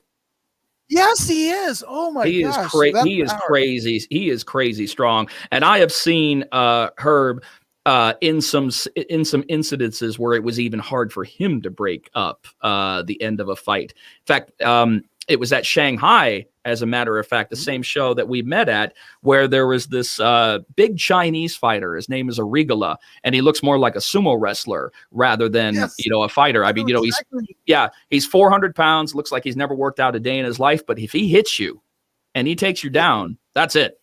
You're not. So he had his opponent down and was just raining down strikes. Herb comes over, tries to break him up, and literally hooks under his arms and everything like that. The guy's still striking, and he moves and shifts, and Herb looks like he's riding a fucking bucking bronco as he gets completely and totally turned. And it's not that often that I see Herb having trouble breaking somebody up, but that was one of those. And, you could see that he was a little upset that the fighter wasn't listening to him after that. And that went viral. But afterwards, oh my God, the fighter was backstage and he was in tears coming over, apologizing to him afterwards. He's like, I meant you no disrespect. I did not mean to continue on after you were trying to break it up. He was a young kid at the time. Right. So it was just the heat of the moment. And I get that. I mean, it's, unless you're a fighter, you don't understand, but I don't get it, but I empathize. Okay. Because I told you I never fought, but I did do amateur Muay Thai. But as far as like competitive fighting, I can only empathize. I can never sympathize because I've never stepped through the door of the cage or in between the ropes of a ring professionally or even on an amateur level. Like I said, I just did, amateur Muay Thai, nothing more. So that doesn't even register on the radar of any kind of fight. So of course, I understand that. But it was just so humbling watching that fighter come back because it's amazing the respect that Herb Dean commands. It's amazing that the respect and people love him so much. I mean, everywhere we go, he's recognized everywhere. Unfortunately, he can't really go incognito. He has got that definitive look that no matter where you go in the world, you're going to get recognized. And I told him, I said, you can fix that if you decide to cut your hair. And he's like, no. And he's like, no. He's like, that's how I'm known. I'm like, that's my trademark. My trademark are my dreadlocks. So he's had that the whole time. And unfortunately, he and I are also part of ACA, and we're just unfortunately not supposed to be. We were actually supposed to be there this weekend in Minsk, Belarus. There was an ACA show over there. But as I said, there are some legal situations going on currently between the United States and ACA. So it doesn't look good for us, unfortunately, to go over there while that's taking place. So we're doing what we can to, take care of this so that this can lift and that we can get back to work and doing what we love, because ACA, what a stand-up organization that is. Mm-hmm. What an incredible organization, truly giving fighters from every corner on the planet an opportunity to shine on a big stage. And everything, you should see the weigh-ins. They're just as big as the UFC. Yes. The production that goes into it, just as big as the UFC. I mean, it's incredible. It's incredible, the production that they put in. We are talking serious money. Yes. That they are putting into the production and the love that they have for their fighters. The tagline for the fucking organization is less show, more fighting. Yes. And I miss them. I miss them like crazy. I mean, I last did a show before this legal stuff happened. My last show with them was in Łódź, Poland in November. And it had been 8 months since I had done a show with them. So it felt so good to be back. And now that that's unfortunately taken away from me again because of outside bullshit that has nothing to do with me or the fighters or any American staff, it just sucks, man. It does.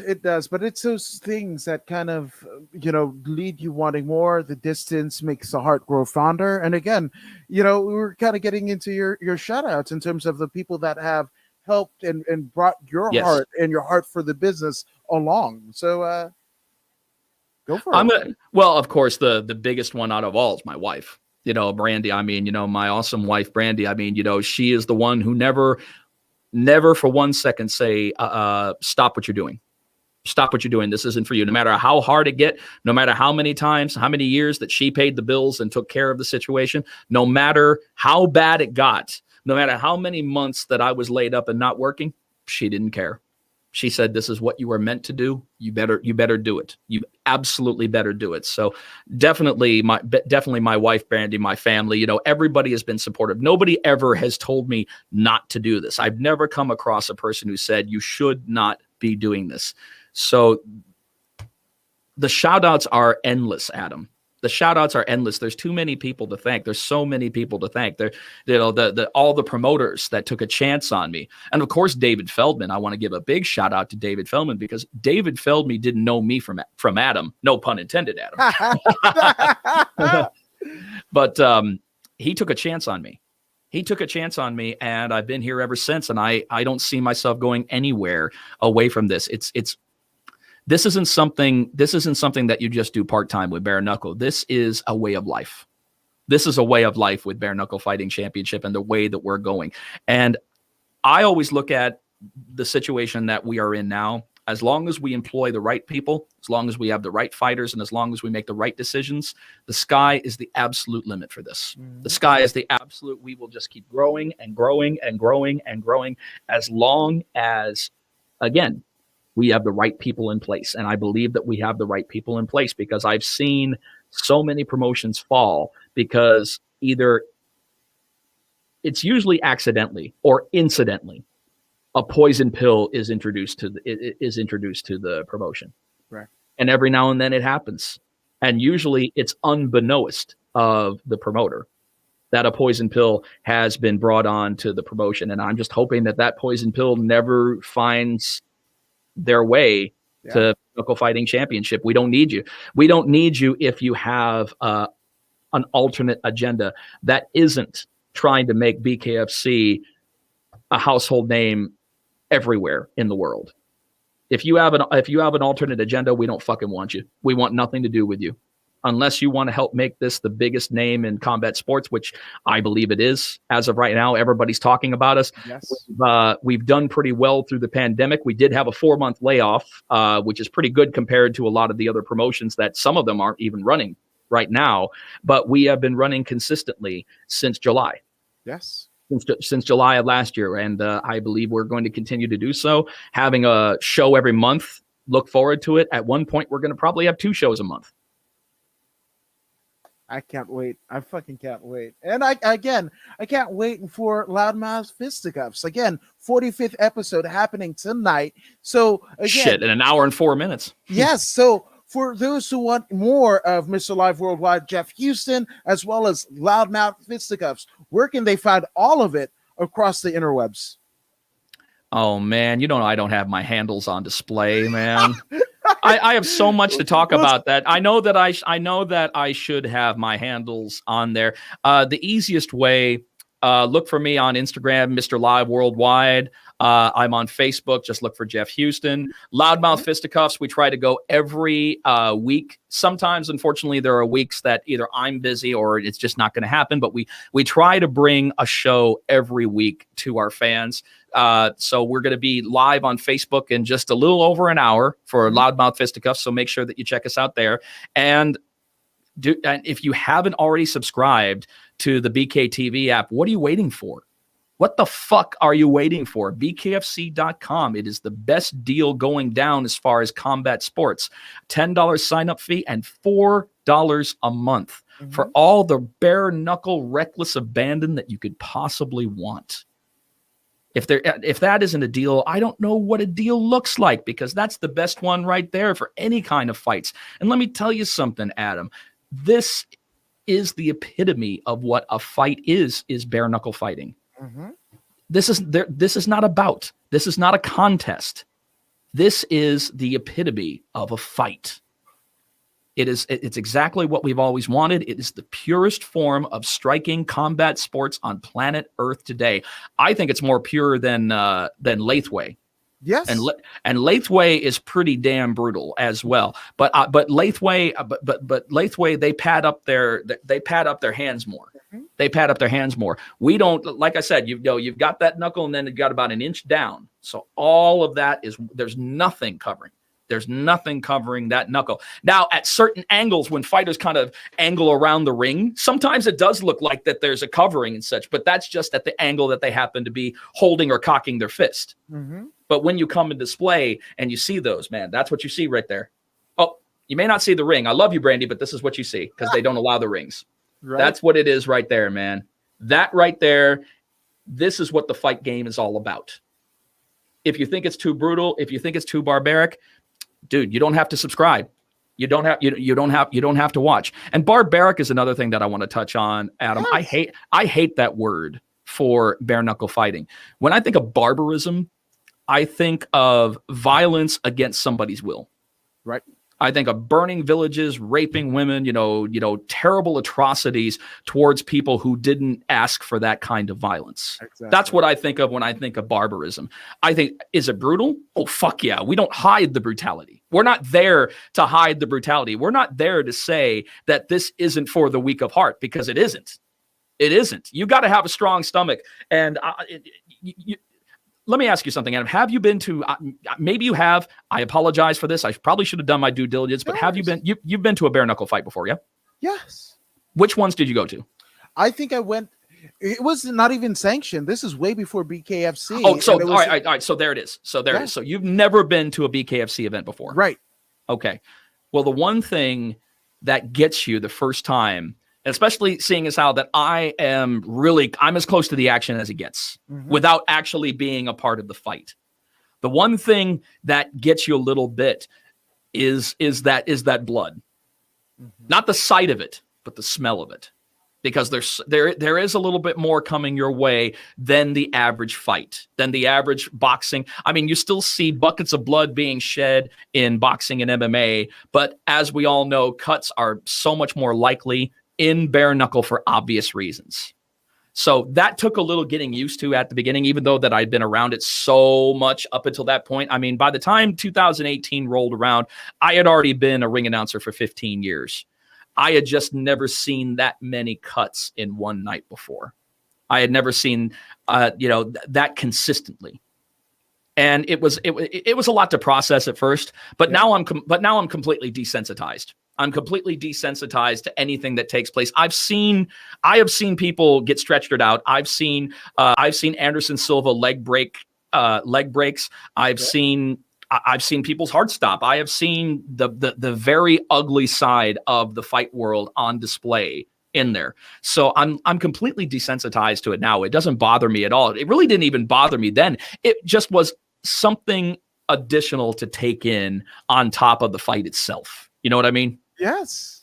Yeah, it was. But now I love it. Now I love it and you know how people are.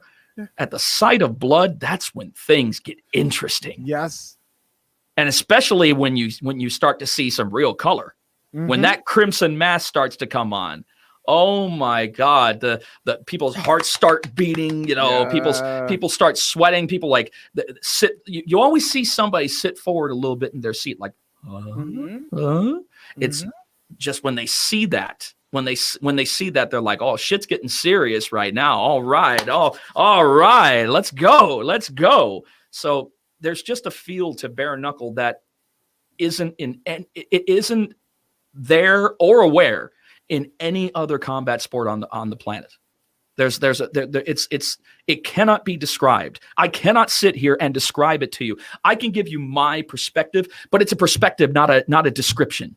The only way that you can really know what this is like is to attend one. That's the only way. It's the only way. I can't wait to get to attending things, man. It's been so long.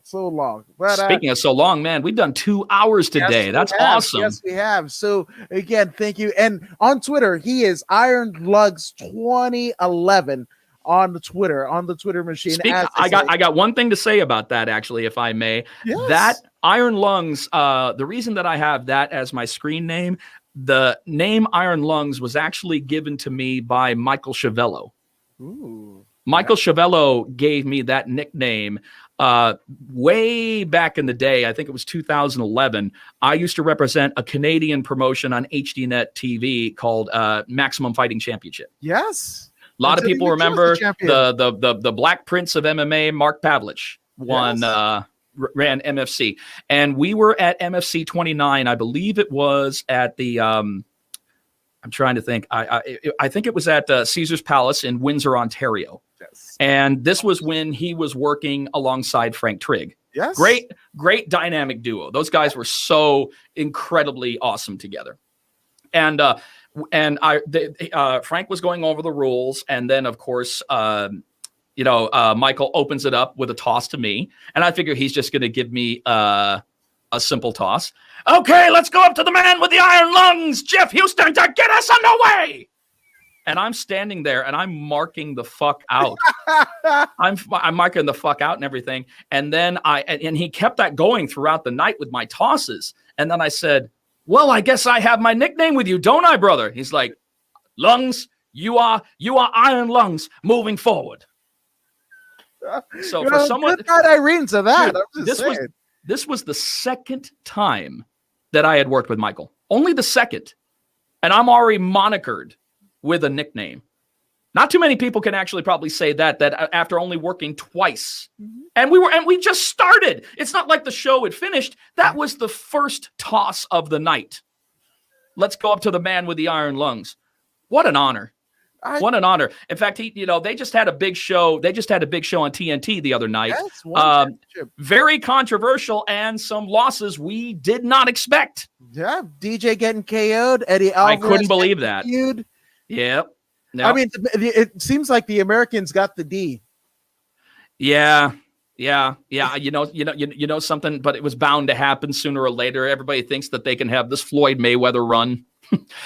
Floyd Mayweather can have that run. Yeah. He can have that run. Not everybody else can. And of course, the first fight with a very controversial ending, man.